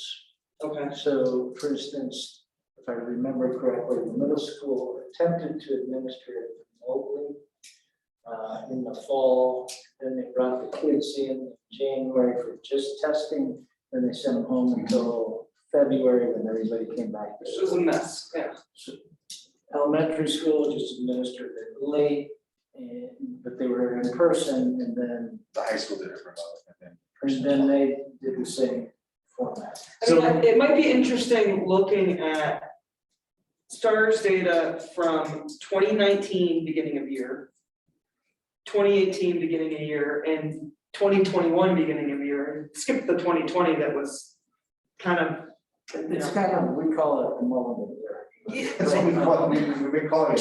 There's too many variables for it to be that meaningful. Yeah, exactly. You're not gonna be able to, let's put it this way. The best, and I think we've had this conversation as a group before. If assessment doesn't inform instruction, Right. You know, it's not that useful for us to do that. That's really that caveat that we have to have there. And I don't think that when you look at these results, given the conditions and everything that happened here, that it was going to be very informative to instruction. It's a great snapshot, something you take a look at. It can be a data point, but without other data points, I would be very, very, very concerned. I mean, it seems like about STARS making is any more conclusions, right? curriculum aligned to, right, and that if we're looking at that now, I mean, this stuff, I mean, when you look at it, you're talking about 40 kids and 2 percentage point growth it means, doesn't mean much. It seems like, what I would be interested to see is what ground do we need to make up for the kids this year, because they're not on last year's curriculum, like that's done, they're in this year's curriculum, and they still need to cover this year's curriculum. And with our new curriculum pieces that Dr. Paul and myself have worked in getting with all the teacher groups and principals and putting this together, we will have really good assessments that will be coming out of both the literacy pieces and the math pieces that are created by programs. So we'll have that data set as well. To that level, and yeah, to that, well, and that'll be definitely something that will for instruction, you know. It'd still be a summative assessment, but it would be a lot more accurate to where, and adjustments to teaching can be made, because that's what you're asking, right? Yeah, that's what I'm basically saying, you know, I suspect, I think is a pretty common sense thing to suspect, that a lot of kids missed a lot of curriculum last year. Of course, I mean, for not good reason, of course it happened. But that, especially as the kids get older and the curriculum is a little more prescribed in terms of you know, you have to have this in order to move to the next grade level to have this, and so forth. That it's very important for those individual students to understand where they stand and what they've missed. Because it's not necessarily what the classroom didn't teach, it's what they weren't around for, what they were distracted for, and all the different things that happened last year that caused, you know, losses in learning. Using that to inform instruction for individual kids based on where their gaps are. And I don't know, maybe STAR is not the right thing for it, but it's certainly consistent from year to year. I would love to see a summary of that, to see how we're moving forward. You know, once that can be put together. Does that make sense? Yeah, and you will. And you heard from the principals that they're administering the STAR now, and it's a much more useful test than the CMAS data. And because it happens with greater frequency. Yeah. We run it 3 times a year, so we can get snapshots, and that's where parents changing course, you know, teaching and the differentiation in the classroom needs to occur based on the STAR data. And Susie, to your point, not every class uses STAR data, and those are the ones that are going to be developing common formative assessment, so that they can course correct in real time. But that's also a work in progress. And that's, you know, we're hoping to stay in person all year so we can move away into this way. And that'll happen as those IB units of study are created. That will be a part and parcel of that. And so you'll have that. Common formative assessment will be created with the units of study. So when you take this unit of study, whether, you know, Mrs. Frisch is teaching 6th grade or Dr. Buzz teaching 6th grade, you both take the same common formative assessment. And then when we get the parents' dashboard, we can see who's more effective in that unit of study so that we can support that teacher with professional development. And what grades will this happen in? Well, we're doing it pre-K through 12. It'll be all grades. Right, it's all grades, that's why we wanted the whole thing. And then when we bought that Performance Matters suite of assessment, that was not capable of outline. So we actually bought that with the hope to build it out and flesh it out to this kind of system. So there was some thought that went into that around making a comprehensive assessment system. Great. Because we haven't really had that. No. And so future data presentations, just so you guys, I was gonna say this for my big. Sorry. I get impatient, I have to. We'll have a full, just like last year, you know, fall, winter, spring, STAR assessment and common assessment sort of work. We might be adding in some of those new curriculum resources that we get from those. We're also going to have a college readiness national clearinghouse data presentation. So that's going to come, and I think that needs its own meeting. We thought, Dave and I talked about that, and Dave was very clear with me, just do the state data, we'll do that as a separate presentation, so we can publish readiness with this, the clearinghouse data.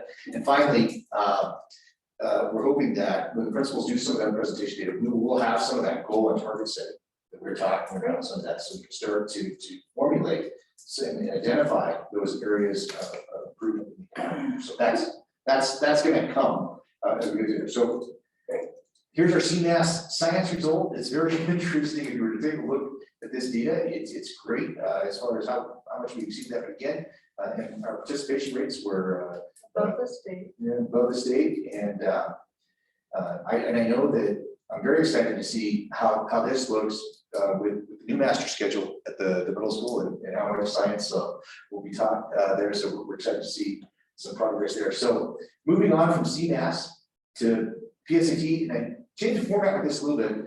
I wanted to give kind of an explanation because I know Jonathan had asked if we could have the same sort of format in these slides of having the years in there. But it's the first year the state put it in, do not be approached that exceeded sort of format with it. So this is one of those things. Now I can figure that out. I just didn't have the time to do it. Let me. I might come back with this data so you can see it that way. But given that it's a standard score, it might be nice to know what these numbers mean for the standard score to give it context for people. Right. And I think that I thought it would be nice just to have it broke out like this. You can see just how the distribution looks. In comparison to the state. In addition to that, I thought we put in the match schools with this, and so I think that gives you a pretty good picture. Yeah, but maybe not to, so you don't create a lot of work, it'd be easy just to use the total score as kind of a historic. Because it comes with the total score. Yeah, I can do a historic total score analysis, of course. Yeah. Yes, I'll do that. Yep. And so here's the 9th grade, that's that's an action item. That's an action item. That's a lot easier. To exceed it better. Yeah, and then you can take a look at that at a glance. Then, so if you take a look at this, the nice thing though is with PSAT, we do get the top schools sent out with their data. And so it's just a nice piece that you get from College Board. And so again, well above the state average in the PSAT. And these are all, and just to put this into perspective, these were all required. They were required, but only 65% People showed opted up. out. We have a lot of them. And it is tough just to remember during a COVID year, because remember with these tests, you have a one women in the makeup, that's it. It's not like you can do with the CMAS where you have multiple days where you can make up assessment. So it's a little, this is a little bit more fraught with the need to get a person in here, not only here, on time, and There were a number of students who weren't in person at all. correct. Right? So they didn't want to come So and you sit in a couldn't big take room. the test, correct. Yeah. So you're starting to see the challenges, and you see, not only do we have that challenge, clearly, the state also had that challenge. I mean, again, 95% is typically more. So this PSAT grade 10 English language arts. Oh, not there yet, we're Oh. not. Sorry. Next slide. Sorry. You're already. Oh, sorry, I'm sorry. Okay, I forgot.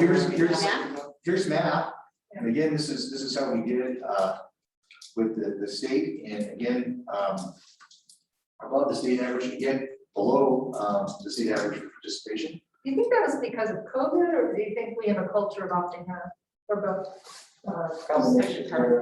That we have a culture of opting out. We need, Like when I looked at the data, when I first got here, it was about 25% of the school that take the test. So what do we do to change that culture? Teach teachers and families that it's super important. Like it's a measure of your school success, not an individual student success. And I don't think people understand that. I think some people are afraid of, it's gonna be too taxing on my kid. No, you're practicing they'll for be every labeled. teacher test. And how do we know the success of our curriculum if we don't have the full student body taking it? Because I don't know who opted out. Was it our high performers? Was it our middle performers? Was it our low performers? There's no telling.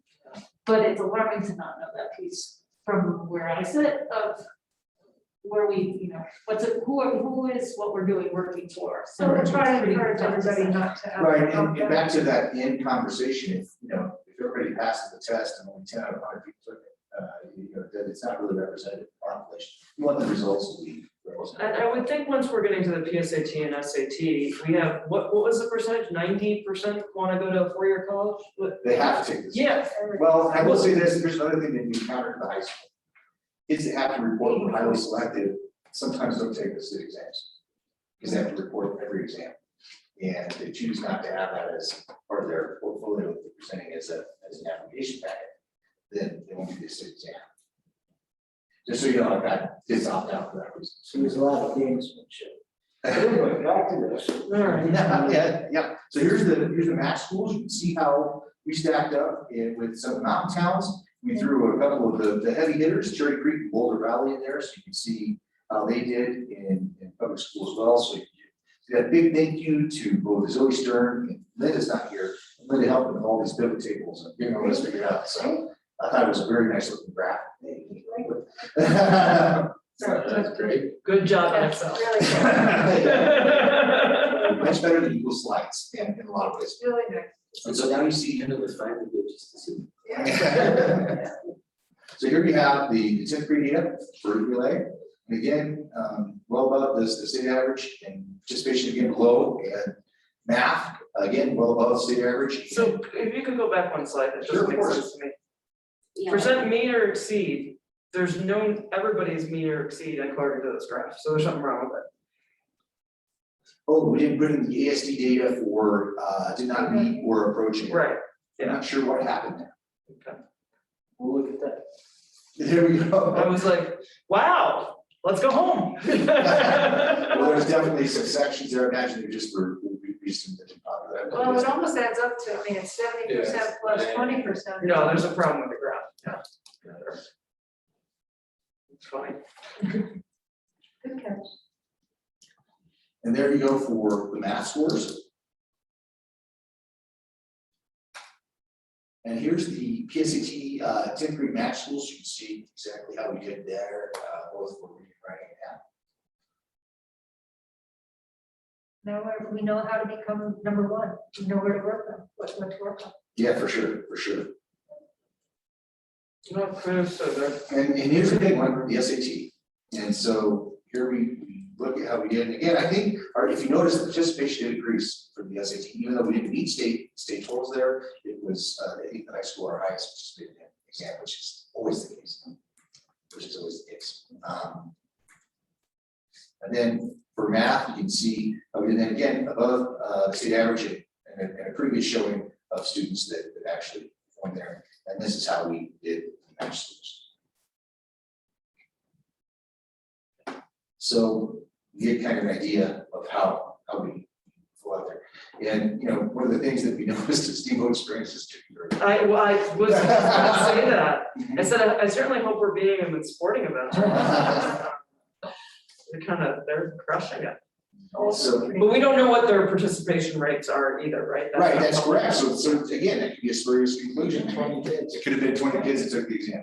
And so, That's spurious, they've been kicking our butt for a while. that's not spurious, you know, just big time that does this. Everyone, even the election, I remember that. Well, I don't think the SAT and the PSAT have the same, the CMAS participation rates were so low on some of those tests that it's kind of not interesting, but this is much higher. Yeah, but. I didn't disaggregate the match school data out for participation. I could have done that too, but it didn't. So, I was wondering. do you want the match school participation? I just to know what, how. I'm not sure. Another action. Yeah. But I mean, it has been a trend, they've been, Steamboat has been doing well for a while. So here's the highlights here. So this is the areas that we outperform and areas to focus. The big one that I really think we have to work on is test participation. We do need to really stress to our parent community the importance of having this data, the importance of having these exams, the importance in how it fits our overall school performance framework, and how we're evaluated at the state level, how we're ranked at the state level. All these things And then it's not, and we're not labeling the kids. No. I think that's what they're worried about. I think they think, oh my, they're gonna be labeled as this, and then everything's gonna be worse. Well, and the other big piece that has to happen here is we're doing the disaggregated data with MTS testing. And this is something Dr. Ball really wanted me to focus on, and I think we put together all the things that we're doing moving forward to address some of the things that we've had there. And just around the literacy adoptions that have happened at both the middle and the elementary school. A lot of work, and something I didn't put on here, but it's super important to some of the work that we're doing is the letters training that Lori Anderson's done with a lot of the teachers, and there's been a lot of teacher PD around that. There will be, I'm hoping in the future we'll get a PD presentation for you guys, so you can just see exactly all the things that we're doing and how we're evaluating whether or not they're effective. And so you can see we have literacy adoption there, lots of work around math as well. I have some very big wins to report around math. We originally had illustrative math as a 5 to 8 adoption. We asked the algebra teachers at the high school to attend the illustrative math PD, and they decided to adopt illustrative math as the 9th grade curriculum for algebra. I just got a call from Megan Newton today. She wants to add algebra 2 into illustrative. They're that happy with that, and that's very exciting to hear that we have that kind of enthusiasm around it. Just to point out, the 6th grade last year piloted illustrative and really promoted this. When we had the math team meet, as we were talking about what we're doing with middle school math last year, this was their big promotional piece that they thought we should be able to do throughout the curriculum. So some exciting things around math that are happening there. The common secondary schedule, getting everybody flying. They do this in IB, in NYB, making sure that everybody's following the same curriculum, unit planning and speaking the same language is all going to be things that I think we'll see major improvement in some of these state measures with that. And finally, just really moving to a standards line. Well, and so one of the language arts teachers at the middle school shared with us the process, but they hadn't done a curriculum refresh since I want to say 96. She was still 1996? What? 1996? Yes. Okay. So they kind of missed Last the whole, century. that whole standards thing. Wow. It's sort of like trying to drive across Colorado and using a map of Iowa. Wow. It makes it really hard. So, Did the standards change with Common Core yeah. at some point? So Yes. In the last 30 years, It has two changes. Yeah, so the first standards were more rigorous than what was going on. You stated what was going on. And then they revised the standards again and they became even more rigorous. So, you know, it's gonna take a moment or two for us to catch up and then surpass. So if I could I paraphrase something that it sounds like the attention to additional rigor is not just for the sake of, you know, high performing kids to get additional rigor, it's to actually bring everybody up to standards. Well, that's that the we have to get teachers behind to. the standards movement. Right.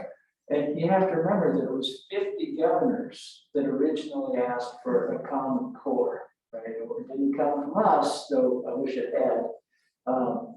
You know, but 50 governors said, hey, you can't measure kids from Arkansas against Massachusetts. The Massachusetts governor said, sure, you can, we're much better. and the Massachusetts governor was right in the sense that they were much better academically. I'm not trying to say anybody's kids are better. They've gone down since then. Massachusetts has gone down. Yeah, they're still one of the top in terms of. They are, yeah. But anyway, the point is that's where that conversation and efforts began. So for us to have standards aligned curriculum and to teach it robustly, one would expect that will raise the boats across the boards. So that'll get us so far, but high quality teaching and differentiated instruction is part of the journey. And that's part of the work that Darren and his team are actively engaged in building out this year. And it's really, really exciting. Got a lot of compliments, as you can see from those IB coordinators.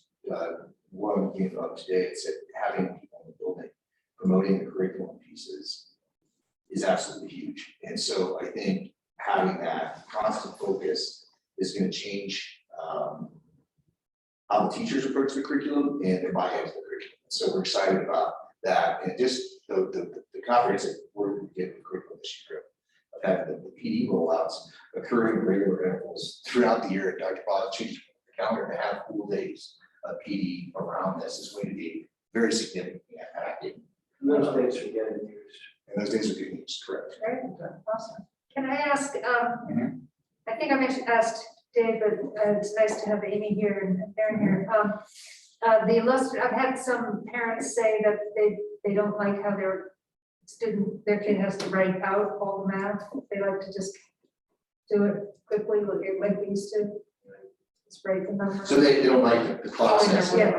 So They feel that's one of the old math wars problems, Yeah. right? Yeah. So, do you show the work or do you do the work and then you just whip it out of your head, right? And so illustrative does ask for a lot of step-by-step stuff. And as students demonstrate mastery, the courses will pick up and move faster. But going through the process is important. I was in a conversation with a parent who said, my teacher's telling me kids don't have to memorize math facts. I'm like, that's a misquote of an old conversation that occurred in special education, right? So, with our calculators, we don't need to memorize math facts. Yes, we do, because we have to run through the algorithms so that we can, A plus B equals C. You have to know the steps, right? So that stuff still has to be done. You still have to have basic math facts, that sort of thing. And you still have to know how to do basic computation. And so illustrative builds off of that. But if kids show mastery, then maybe they could skip some of that writing. A lot of times you're justifying your answer, because it's not about the answer as much as it's about what is your thinking to get to that place, or the problem solving steps that you took to get there. So they think it's all good. It's computation and the application. And I haven't jumped into enough math classes to go, okay, what does that look like? But I know in my math colleges, or my math classes in college, if you didn't show your work, you didn't get a grade. So, I mean, I think for Well, that's because you never got the right answer. I have never seen or had teachers request work review like this. And I mean, this is by, Dave Noonan and some of the folks at the high school are like, yeah, give us more. Right. We're gonna do this. I just think that's always That's a great encouraging. sign. That's always a great sign when we're doing this. And so All right. I know that just with all the curriculum rollouts we got, everything's coming in, foundations just got here. So we've had some global supply shortages around some of this stuff. So we're working around some of those things. And it's iterative as well. We'll see this first year, people are going to familiarize themselves with curriculum and start creating these unit plans with ID, and then you'll start to see real full scale implementation. I've heard positive feedback from teachers about being excited about having new curriculum, being able to do things that have not been able to do for years that they wanted to do, and that we're just always blind. And huge buy-in from the principals on this too. I just want you guys to know that. So I do have one question about the middle school as you're talking about illustrative math. It's where did we end up on trying to, the progression to get kids in algebra in 8th grade based on kind of everything being screwed up over the last year and a half and the 0-hour class, blah, blah, blah. What was the final answer on that? Where do we stand on so middle currently, school we're program? teaching algebra at the 8th grade level, two sections of algebra at 8th grade, and then we're working on what does it look like for that. Is it gonna be a 0 period class? Is it gonna be a support class within the day? Several students have taken the assessments that were created, some very successfully and are grade advancing, some wanting to grade advance without the prerequisite skills. So we're really looking at those assessments to see if those are good measures. And we'll also really look at what a STAR give us as that readiness factor, in addition to those teacher-made tests. So it's still a work in progress, but we're definitely trying to triangulate the data of a student's wants, how did they perform on both the CMAS as a big summative test, as well as STAR as a more of a dipstick measure. So it's work in progress right now. We do not have the supplemental class happening right now. That started, did it start second quarter? It started second quarter last year. The argument was we need to get settled in, get into a rhythm and routine, and it's an acceleration course. So we don't need a full year for it. But the rest of the conversation that is continuing to be worked on is how to get the Algebra 1 as the de facto 8th grade class. And that whole trajectory, we'll roll that out later this year. So for the current 4th grade class, next year coming in, if they are on they will be on the algebra and 8th grade program? Hopefully. Okay. Yeah. So, but the current 5th, 6th, That's 7th what grade we're class. And a lot of is completely capable of coming. Okay. Yeah. But the kids are currently in middle school who might want to try to be in algebra in 8th grade. There, for each grade level, you guys are working on a plan to try to figure out how that process can happen for those kids. We have our- Yeah, the one thing I didn't understand out of all this is there was an overall decline in the state. In some of these we did better, and some we did not so good. Do we know how we did compared to the average state kind of test scores? Overall. Colorado nationally is what you need. Yeah. Where does Colorado fall out? I don't know that anybody's run state to state scores. We know the overall state scores went down, Right. right? And we know in some of this we went up and in others we went down. Do we know how we did relative to the state in terms of The that? state of Colorado. Yeah. That was on there. Yeah, that was what you saw. Yeah. Are you talking about overall, all No, of but this? if you put net There was year a, to year, oh, okay, there was a meter exceeds. Yeah, Meter exceeds. yeah, that's there. all right. Let me go back then. And a lot of the problems that we have is like we have 10% of the state test. Right? Yeah. And people who opted into a test tend to be the test takers who opt in. Yeah, it'd be hard to speculate. That's crazy. But people. if I look, Or it could be communities that didn't close. Susan, did you have any? That's the other. so but when I look at, No, I'm good. for example, CMAS grade 3 ELA, it has 2018, 19, 20, and 21. These are our scores, right? Mhm. And so if we just look at, in the 3rd grade, we went from exceed from, whatever, almost none to a bunch.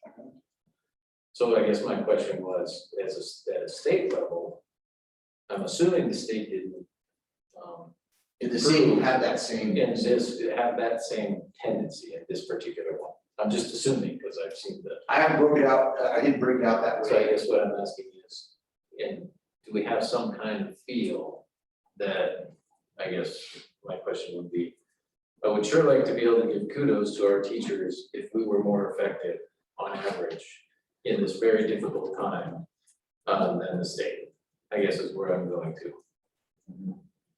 So you want to see the historical state data, is what you're saying? Well, we need to see how Not much just the state moved from if it went down 5 points from 2 years. or 2 years ago to 2021, and we went up to, hey, that's great news. I think it's only relevant, if you're gonna pull that data, it's only relevant when they had a decent participation rate at the state. Like if they Yeah, had but 5%, no, this would be, but some of the optional ones are. Yeah, I agree meaningless. completely. I would do only the mandatory ones and just take a look, because it might be, we know we all struggle.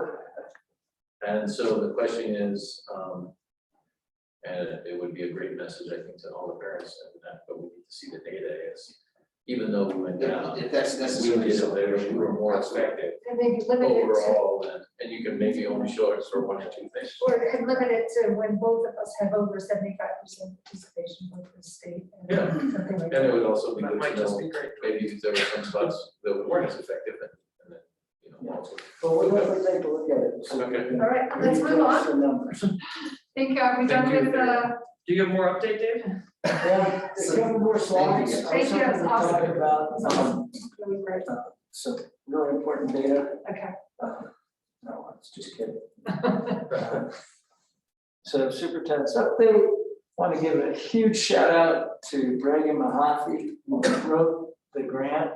And so we're getting 4 electric buses and 2 charging stations. And this totally fits into our move towards net zero. Bob Daniel referenced this in his presentation, and he also referenced meeting with Holy Cross, who's working on a preliminary proposal for us. Holy Cross estimates that we can generate from PV our current electrical usage. So of course, in the conversation, we then decided to go and explore converting to gas, and I've sent them all the figures they need from square foot to gas bills, and so they have all that. So, but this was a huge step, and then buses turn out to be huge, electric buses turn out to be huge rolling batteries. So that we would ultimately be creating a microgrid, which could support in case of emergency, the hospital, the city, whatever you need. But our buses, one of our buses, I believe, can power the school district for 8 hours. And so this is just a huge. Are there limitations on being able to use those buses for XN and stuff like that? So, like all electric vehicles, the range isn't as great as a diesel, and recharging stations are a little problematic right now. So this is a great first step for local use. You know, we'd like to phase the diesel fleet out. There remains the good possibility that for the foreseeable future, we'll have 2 or 3 diesel buses and standard fuel and short buses to run really far distances. Okay. So yeah, we're not quite ready to go all in on an all electric fleet, but this is a massive first step in the right direction. And it's due to Reagan's incredible persistence. She's been working on this for a couple of years. It was denied last year, but we got a big step forward. And so I just wanted to give Reagan huge props right there. And thank her for her unrelenting work to move us towards a net zero baseline. We also want to recognize Lisa Mae Howard, who recently got from the state of Colorado the highly effective designation. She's an amazing educator, greeting the buses every morning, and kids hugging her all the time. And she's just continuing to raise the bar. And she just was recently recognized by the state for her work. And we're very proud of her. And hats off to Lisa Mae for doing just a great job every single day over at the elementary school. Yay, Lisa Mae. That's great. And we already got some. And then we already heard from our wonderful principals. So that concludes the superintendent's update. Awesome. And Awesome. I think Susan, if we move on to board, thank you very much. We'll move on to board members updates, and I know Susan wants to mention something important. So go ahead, Susan. Sure. I just received this morning a summary from Liz Wilson from Wilson Foxen about what she could do for us as a follow-up to the climate and culture study that she did for us in 2019. And so I don't know if board members have had a chance to look at it, but I kind of want to make sure that we sort of move this along so that we can, if we want her to do some follow-up work for us, we can give her some guidance about what that might be. So she sort of outlined something that would be similar to what she did for us in 2019. The time frame looks more like I think she would be reporting results in November is basically the gist of it. And so I just need some board feedback about what we are expecting from her and what we would like for her to do for us. And I don't know if y'all have had a chance to look at it because it came in. I did not get a chance to read all this. Okay, So- yeah, I looked at it and I think it's way more than what I was thinking. What I was thinking was maybe 15 interviews with people who are have been here throughout the transition, so they knew what was like in 2019 when we did this the first time, and then what's changed, and then additional areas for improvement, and then that was something we could use to, share with Dave, and then use to continue to measure somewhat progress. It's a little bit anecdotal, but without having to go through and do these giant surveys and stuff again, because I think Dave is also moving in a little bit different direction in terms of getting feedback from the staff. And so that was kind of what I was thinking, something that would be immediately useful for both the board in helping with our final evaluation that we were discussing earlier.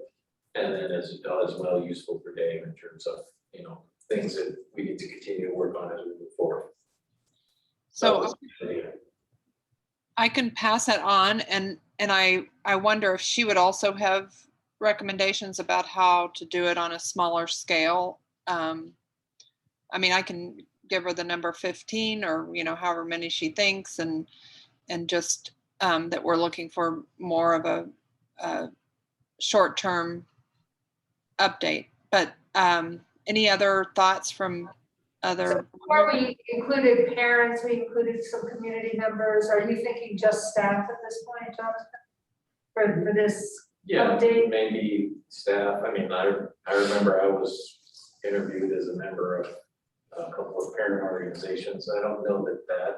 I mean, I would think maybe AEA, AEF, the DAC. You know, one or two people from each of those, and then people inside the district. So it's kind of saying, hey, you know, we're in a bad spot before. Do you feel like we're improving? And get that information in a confidential manner from them, and that, you know, where they can share with us what they really think. So just reading through this briefly, it looks like a total, she redid a repeat to what she did before. Yeah, so, yeah, I don't think that's, I think there's value in doing that work. I'm not sure right now is the time to do that for the full extent of a repeat of the whole climate and culture thing. I think, I agree with Jonathan that getting some feedback on how we're progressing at incremental is probably more appropriate right now. Yeah, and I think there were some also like concrete like recommendations, and we could see, you know, how we've done on that as well. And those would be my Well, and also one of those recommendations, one of those recommendations was that we do a 360 review. And she recommended, I think, some third-party people that do that, that we would do on an ongoing basis. So I kind of think that's what we should head towards, but I just needed a little more. I didn't know, I got this from her, and I was a little surprised at the scope as well, but because I thought I explained that we wanted a smaller scale. Yeah, I agree, Susan, that we need to implement the 360 going forward, and that might not be Wilson Fox. But I think the value add here is she was kind of with us, I would say, in a challenging time, and helping the board try and read the tea leaves. And so now I think we're in a much better spot, but we should, you know, also seek outside validation of that, and not just believe our own press. Right? Okay. So I can ask her if she can do a mini version, and then we'll, I guess, just talk about it at the next meeting. I can circulate it as soon as I get it, but so I'll see if she can hurry that up. Liz to recommend this, who to do the 360 review, or is that something you would know? Is that a 360 review of me? No. That's what the recommendation was. So I think it's something we probably need to look at with Liz, and then have it, and then be chosen by us as a board. I mean, if it's the idea of it was to have an independent evaluation of the superintendent that was not only just the kind of what we reviewed earlier as our goals, but have that be a feedback in a like 360 evaluation type process, so that it would be more robust, and that the board had visibility into what's going on kind of at a more in-depth level at the district. Maybe do the mini survey first, and then 360 later. Yeah, I think the 360 is one that we need to go back and decide as a board if we're going to move forward with that recommendation, And then it would be somebody who reports to the board a lot like Liz was at that moment in time, and that, you know, every year or every other year as part of the superintendent evaluation, we just get a report that's shared with whoever the superintendent is in an open way as well, and say, here's this 360 evaluation from the staff and whoever else needs to be in that group. And is Dave, do you know if this is done standardly in school districts?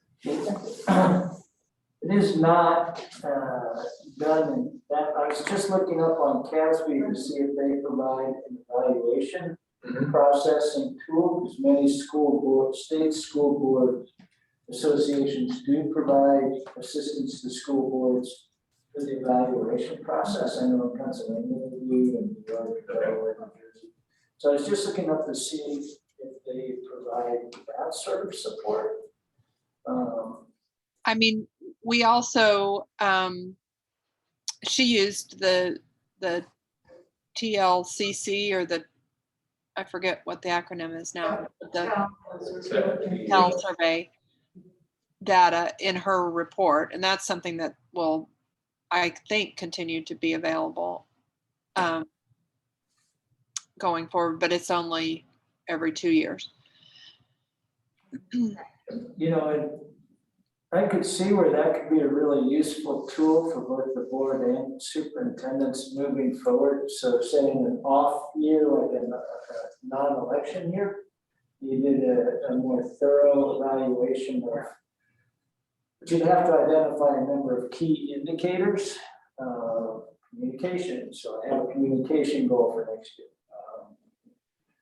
Academic support, fiscal responsibility. You have to figure out which are the key indicators and drivers are most important, and then you have to agree to that. Most of the time that would be baked into the contract for the superintendent. This is the evaluation process. I don't even remember what that says in mine. The other question, But I think they're usually like leadership models that most of these surveys are based on. And so it's basically, you know, most of the time it's oriented at improving everybody's leadership skills and making sure that you're effectively communicating, that you're not, mistreating employees, and that you're setting out a vision, and that you're communicating that effectively, and that people are allowed to give input into those things. So it's kind of has a leadership model that the 360 evaluation is based on. And we would just need to find somebody we liked. So it sounds like Liz has someone she can recommend to us to do the 360 if Dave doesn't find it in CASB. They don't seem to do evaluation work. So Susan, could we ask Liz who she recommends to do that? well, I think the other thing that we need to consider is if philosophically we believe that a 360 review of Dave is appropriate. I think we should consider whether we think that there are other people in the staff that we should be considering that. So I don't think it's a just go get a quote for Dave kind of thing for next year. I think it needs to be considered by Dave as well for his staff, and whether it's something that would be appropriate for other, district or school, principals, what have you. Susan, I have a vague recollection that it wasn't just the superintendent she was talking about when she. No, I mean, I think what we were shooting for in that whole thing is just a process of self-reflection where people could say, how can I get better, and get some data to support that. So, but that's all just sort of my memory. So I should ask Liz about what she had ultimately recommended and maybe how she would advise us to go forward. And in the meantime, we could do the mini, 15-person staff follow-up. Yeah. Yeah, I think there are two action items. One would be to ask Liz to do, if she has agreement with that 15 more or less person as a good alternative. And then two is I think we have to get back to the HR policy or and probably it goes both in the superintendent evaluation policy and the overall HR policy and decided if we want to write these in there as something we think is important for the school district. Yeah, they're two separate issues. Yep. All right. Okay. Yep. I'll ask her and get back with you all. Great, thanks. Mhm. Discussion, unless any other board member update, I think we can go on to discussion items. Policy update, 10 minutes, maybe, Dave, any update on whether you like CASB policies, policy governance? So we spoke with, and it was one of our action items last time. We were tasked with talking to Gatsby, which we did, and we're waiting for them to get back to us. They think they can help us, and they're gonna articulate, they're actually setting up a meeting for us with Matt Smith. Smith, not Smith. Yeah, Matt somebody. Yeah, I like him. He's very smart. Yeah. he was very impressed that you guys were actually monitoring your own. Huh? Monitor your own what? One of the policies. interesting things that came out of the conversation, we said, well, we're working on monitoring policies, and then she was like, oh, very few districts ever do that. What? And we're like, oh, well, how great, we do that. What? Yeah, so most districts don't do that. It's a law, it's Colorado law says Yeah, policy. not supposed to drive over 55. But Wow, that's amazing. Okay, so thank you. So to be to be determined. determined, yeah. Great, Yeah, we'll continue to keep that one. excellent. Was it Matt Cook? Matt Cook. Okay. That's who I work with the on policies. So, And just real quick, Max McGee of Hazard Team does do 360 oh, searches. no, we like him. That's why I reached out to him. So Susan, you heard that? Max McGee does 360s. She's She's She's frozen. You're frozen. All right, well, keep going. Sorry, I was looking at my agenda. Yeah, love hearing that. That's great. Yeah, that is good. Okay, action item 8.1, agenda planning. Do we need to change any meetings? Eliza, no, so we can move on. G4E, monitoring board performance. How did we build out? We talked about this. Everybody saw what Eliza filled out of the form, where we need improvement, where we did well. Any questions or comments on how it has been filled out? We can go did not through- take extensive notes on where we ended up, so I'm assuming that it looks right, but Yeah, it looks right to me, and it looks right. Well, the only thing I was gonna say is that, like, in some of these, so like, what was it, I was thinking of the word where,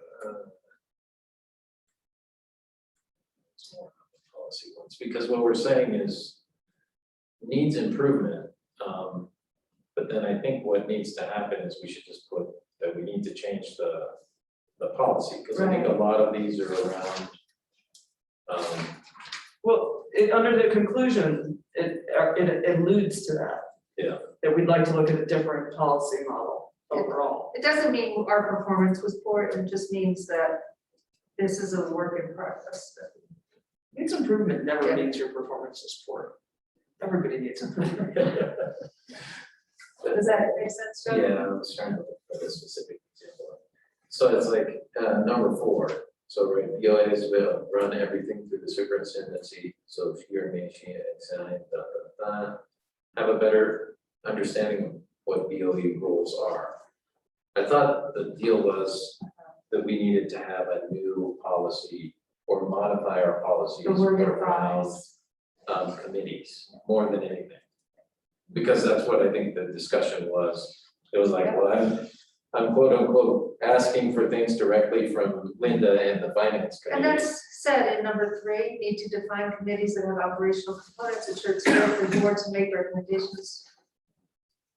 Well, I think what Jonathan said, to have a better understanding of what the BOE rules are, it implies that we haven't read it or we don't understand it versus we want to change it. Yeah, I think it's more, we recognize that based on the way these are written, that we need to make certain changes in our policies and to define those roles. I guess it Maybe, would- can that just be an overall conclusion instead of a line item by line item? Yeah, That's changes, fine with me. some changes are needed to our policies. At the end of the Yeah. conclusion, I mean, I guess, maybe the board would like to use just a governance model instead of a policy governance or program governance. I'm not sure that I knew what that meant. So, yeah, I would switch it to just use a policy governance model instead of coherent. governance, is What CASB has policy governance. model Okay. Policies. Got that, Eliza? Okay. And then the other one was, I would just add that the board recognizes that we need to either change our policies on committees or clarify them so that some of these conflicts don't exist. Or define. Yeah, Maybe or better define. define. So maybe- And I think that goes for have a better definition of what board roles are. Okay, so when I go and rewrite those, I'll Great. just put that in my Sounds schedule. good. We'll just table that then. And then we kind of went through the Gs already. But she summarized it all here. And we were supposed to do now the BSR 1, 2, 3, and 4. Have you all had a chance to look at those? So BSR, The 8.3, is that what you're looking at? No. so BSR, board superintendent relationship policies. BSR 1 is the board's main connection to the operational organization is the superintendent. I don't see an agenda item for this. Yeah. No, I that- don't either. We decided, like, we ended up having the evaluation knowing that BSR still need to be reviewed. So that was on the annual planning agenda, where we should have been, but I thought we decided that since we're gonna have the evaluation now, it's kind of still in the process of being redefined. So we'll put the BSRs on a future meeting. No, I think we did the performance review instead of the BSRs. That was what, Well, the performance review is basically BSR 5. Monitoring superintendent. performance. well, no, but accountability, delegation, I don't know, I thought we sort of thought those were irrelevant. I thought the conclusion was those were irrelevant for how we're managing this year and that we were just gonna do the goals and objectives based version of this. Correct. That So- was my interpretation. Okay, so we'll skip BSRs 1 through 4. But I'm sorry. 1 through 4 are just basic stuff that I think is all that we do anyway, right? We just haven't reviewed it. Yeah. I mean, we fully delegate to the superintendent has accountability, unity of control, and the government management connection. If I remember correctly, are all pretty standard things that we do. Correct? The board will avoid giving direction or Yeah. to the person who report directly under. So, So I think we just need to monitor them, because I don't know that there's anything wrong with those, and they're perfectly fine as a. the board will instruct the superintendent through written policies that to prescribe the organizational ends to be achieved and describe organizational conditions and actions to be avoided. Okay, so then maybe BSR 4 is the one that is different. The board will support any reasonable interpretation. Because I think. No, it's okay. So, okay. So government management connection. The main connection to the operational organization is the superintendent. I think we're in compliance there. Are you But reading that one? But shouldn't we vote on what? Whether we all feel we're in compliance? I don't think we have it as it's not in the current agenda, we can certainly add it, depending on what was discussed in your executive session. But some of those conclusions may be made. Yeah. But I just want to clarify, are you wanting to just look at the physical language to make sure that we are in compliance and change the actual language of it, or is it to actual monitor? Well, I think normally what happens with this one, and Susan, correct me if I'm wrong, that the board says, we are in compliance with this BSR 1. which just. We go through each one and we talk about it and we say, yes, we're in compliance, or no, we're not. But we need to put that on an agenda so that everybody has a chance to read through them and come to their own conclusions, and then we can talk about it. So even though it's attached to G4E, you don't feel that today we would be monitoring? No, Because because I think we should have done that before, really, but that's okay. So we should put on the BSRs for next meeting. Is that what I think we did agree though, that for the 1 or 2 related to the superintendent review was not how we were doing it. Yeah, So we need to not do that one. So I think- we've already agreed to do a separate review. which was BSR, which is BSR 5, which has like a form that basically lists all the same monitoring reports pretty much. All right. And a different one. So I think what we need to do is just say, we are monitoring it, but we're doing it in a different way. Sure. All right, let's do it next time. Yeah. Something to look forward to. It'll be on our agenda frame Okay, next time. all right. Okay. All right, moving on to 8.3 policy and regulation updates related to Title IX legislation. Dave, anything to just FY for our information? No, the board looked at this, I think this is the second read. we've had 2 full reads. Yep. We were required to have 2 full reads, correct? Believe so. I know we're required to have 1. And are there any changes since there's 7 attachments? No, there's no changes, but I did want to, we had an action item last meeting regarding research the policy to protect students from sexual harassment. Mhm. And Amy Littlejohn let us know it's policy JBB. Okay. That we currently have in place that addresses the students section of that. So there's no change in that in the current Title IX, but that we have something currently in place. Okay. And I have that linked in the meeting minutes. So nothing, do we need to vote on this? Yes.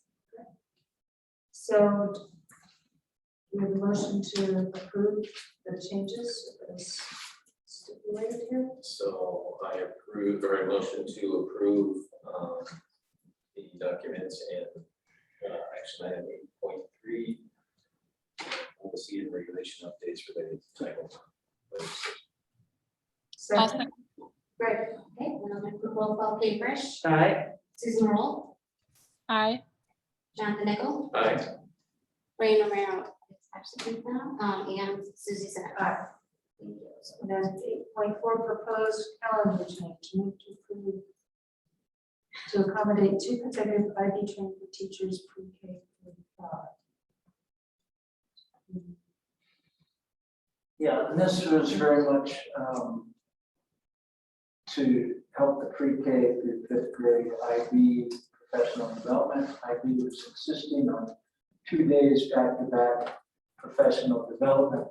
We wanted to get it in as early as possible. The total change in terms of instructional minutes does not change. It just changes when they occur. So it's not ideal. Even though we had a record number of professional development days in August, September, we need a couple more here to really help drive this forward. This is all in compliance with our guidelines for letting families know. And if approved, we will make sure that this is communicated in a precise and timely fashion to our families. So just to be clear, there's no other student release day that could, for K through 5, that would work for this later on in the year that's in the calendar? We need the professional development on the front end. No, I mean that you could get rid of. Like, do we have to add an extra whole day? So we just flipped them. We want to ensure the same hours. So if we're gonna take an hour away, we need to make up an hours later, so somewhere else. For the students? For the students, only Okay. pre-K 5. So the best time of year was to do that was the day of Memorial Day, which is already listed as student release day, K-12. Okay, that's what I'm not understanding. So K-12, the 31st was already a K-12, but now K through 5 are gonna go to school and 6 through 12 are not gonna go to school that day. Correct, because grade 6 through 12 will go to school on the pre-K 5 release day in November. Okay. So I think when we communicate this to parents, it needs to be about the whole year and, multiple times. Or we're gonna have a lot of kids at the bus stop at the wrong day. So I mean, it makes sense as long as we're not losing hours for the Right, and it's budget neutral because of the different schedules for bus drivers, food service workers, that sort of thing. Just changes from the dollar section and stuff. Okay. So do we have a motion to approve this? Isn't, no other questions, anybody? Okay. I'm just looking at the colors of the calendar and since I'm colorblind. What's the 20th? November? November. It's like blue, it's like, one is like, I guess, It's Hanukkah. 19th. 29 is blue. It's Yeah. not, right? It's Hanukkah. Oh, okay, all right, so it's just a, It's a religious holiday. it's just. I think it's on. So I didn't see it on the lists. So- There is a half blue day on October 6th. That's a different color blue, Okay, but I don't know what it is. sorry, so it's not. So that's kind of half an evening for, A motion, It's a half blue, there's a half blue triangle on October 6th. That's a different color blue. is there any Jewish holiday that night or? No. Sunday? Not that's recognized, no.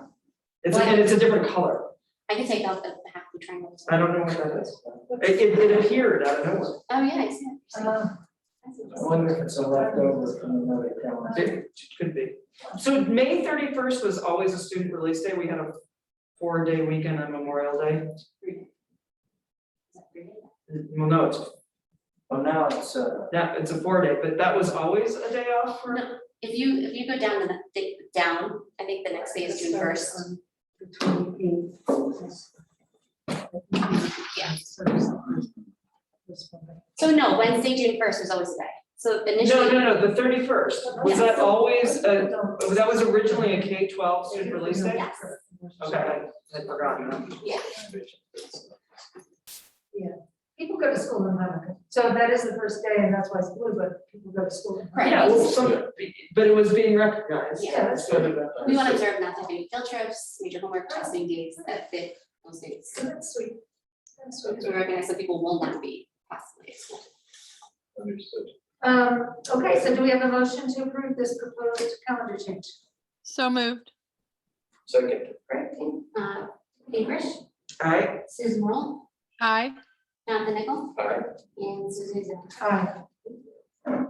And we have 1, 2 consent action items. Can we put them together? Yes, I make a motion to approve our consent action items. You have a second? Second, Cambridge, Aye. Susan Roll, Aye. Jonathan Nickel, aye. and Susan Zimmer. I accept it. I'm very sad about one of them. It's very, very sad that Eliza, your last day is, right? Oh, So man. sad, it's your last board meeting. You have no idea how sad you are. so sad. I mean, happy for you because you're doing. The official last day is Friday. Wow. Quote, unquote. So I kind of don't want to approve that, but we will. Okay, future agenda items, we put on the BSR policies review with Superintendent Bill De La Cruz, inclusion training, tracking of action items. I think we're doing that. Yeah, they're in the minutes. I think we could probably still improve, but I think we're in the minutes. I'm trying to address those. Is that addressing whoever brought it up, the tracking of action items? Yeah. I It's, think they're that's- the open minutes. Yes. Yeah. I would like maybe like an Excel spreadsheet. Like I think I sent, I'll resend it. Just so there's like a Just to clear make sure that list. we have the full list of. who's Yeah. back. So they're not, Once the minutes get filed, they don't get. I mean, I don't go back and look at minutes. Yeah, it's just too hard to go back and find it. Yeah. Do we have setting our board goals as a future agenda item for the year? That's a good catch. Yes, I'm writing. Because it's on the calendar, it's just not on the action. Uh-huh. And I think we need to have another executive session with board members to continue Dave's evaluation and come up with some written evaluation and finish that up. Do you like to set that meeting now under GPAE or put that on for next meeting? So just question, Susan, so the document that we look through, the self-evaluation isn't sufficient, we need to do another document? I think, Susan, you were gonna share with us last time. I know, I remembered that. And I just not remembering it. And I think, Dave, you may have one copy of I do. former evaluation. Do you want to share, maybe these people haven't seen it? We will scan it and send it to the full board. Okay. I question the need to go to do a written evaluation of a written evaluation. It I mean, says, just, you know, it says confidential at the top. I don't know if that It's like, it's more like a continuation of the contract that we've done before. well, send us what it is, because I'm not really sure.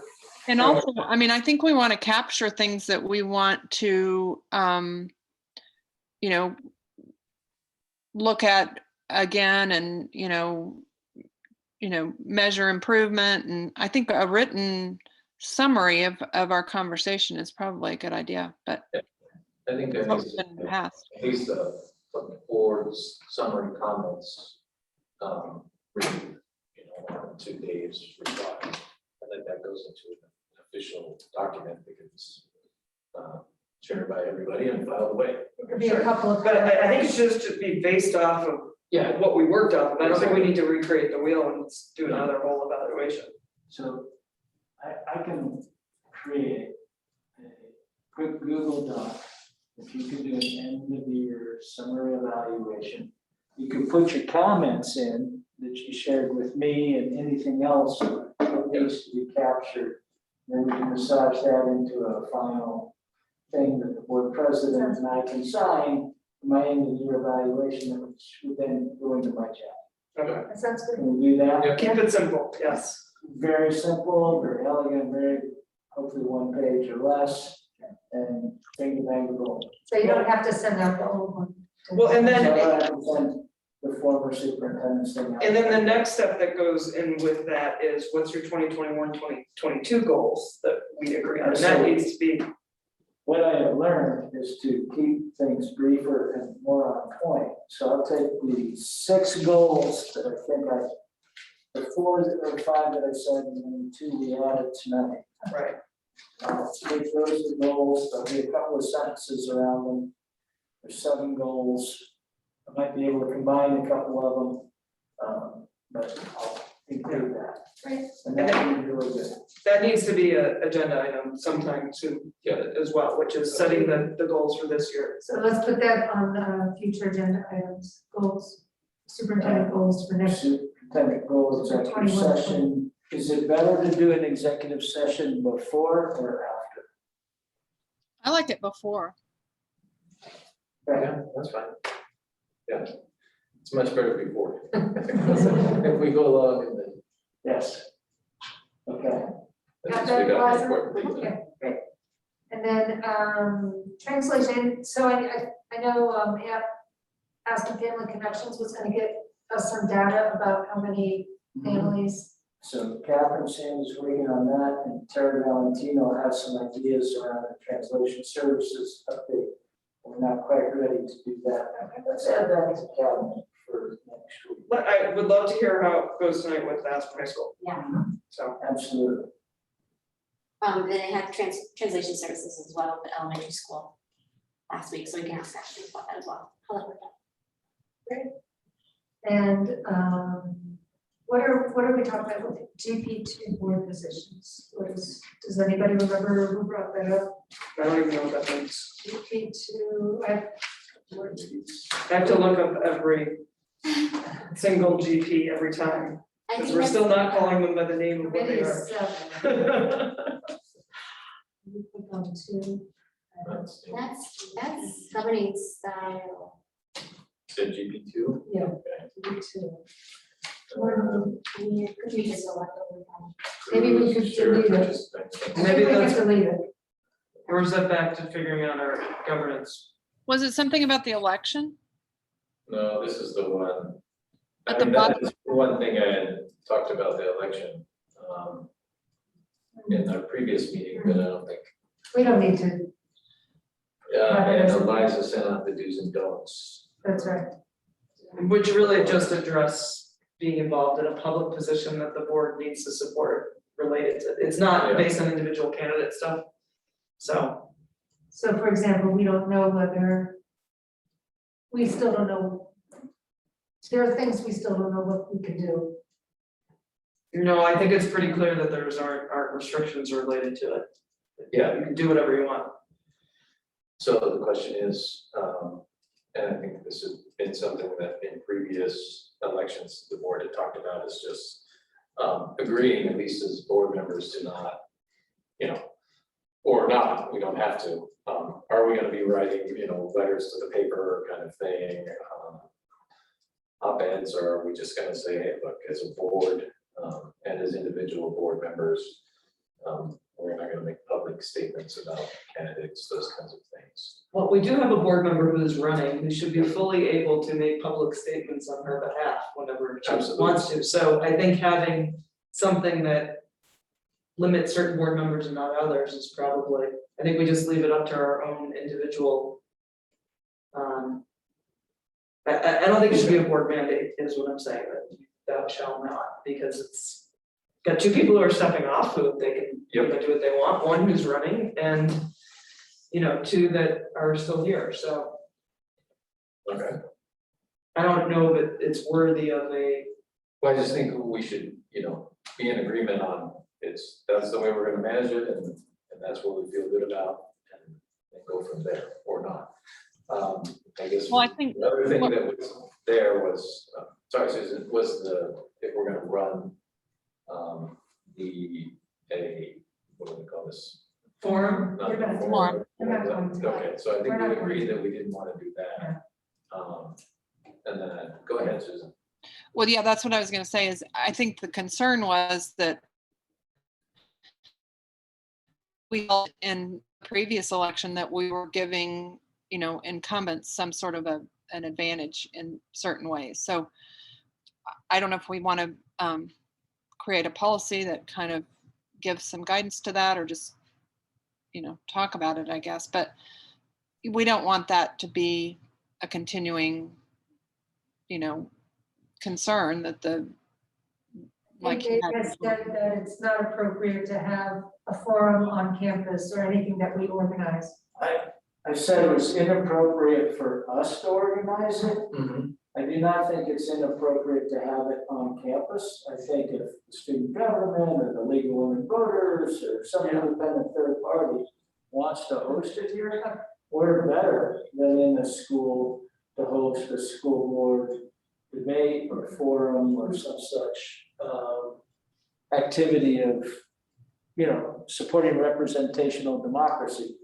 So, I do think schools are traditionally places where candidates come to have debates, that sort of thing.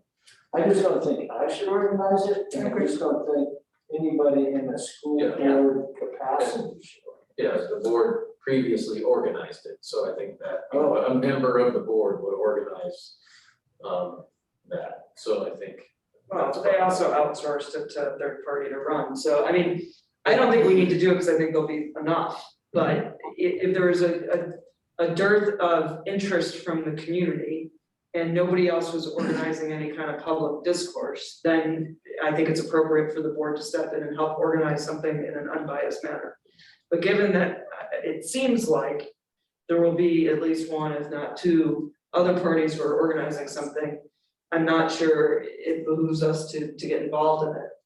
I don't think that in any way there's any bias in doing so. Personally, I don't think it's a problem, but especially when you have a third party, being the moderator, but there's. 4 years ago, we didn't have a third party being moderated. 4 years ago, it was moderated by. Well, that doesn't, I think the way it was done 2 years ago was fine, but I don't think there's a need to do it if other parties parties are doing it already. Yeah. Let's focus on what we need to do at the school board level and stuff and let the election take care of itself.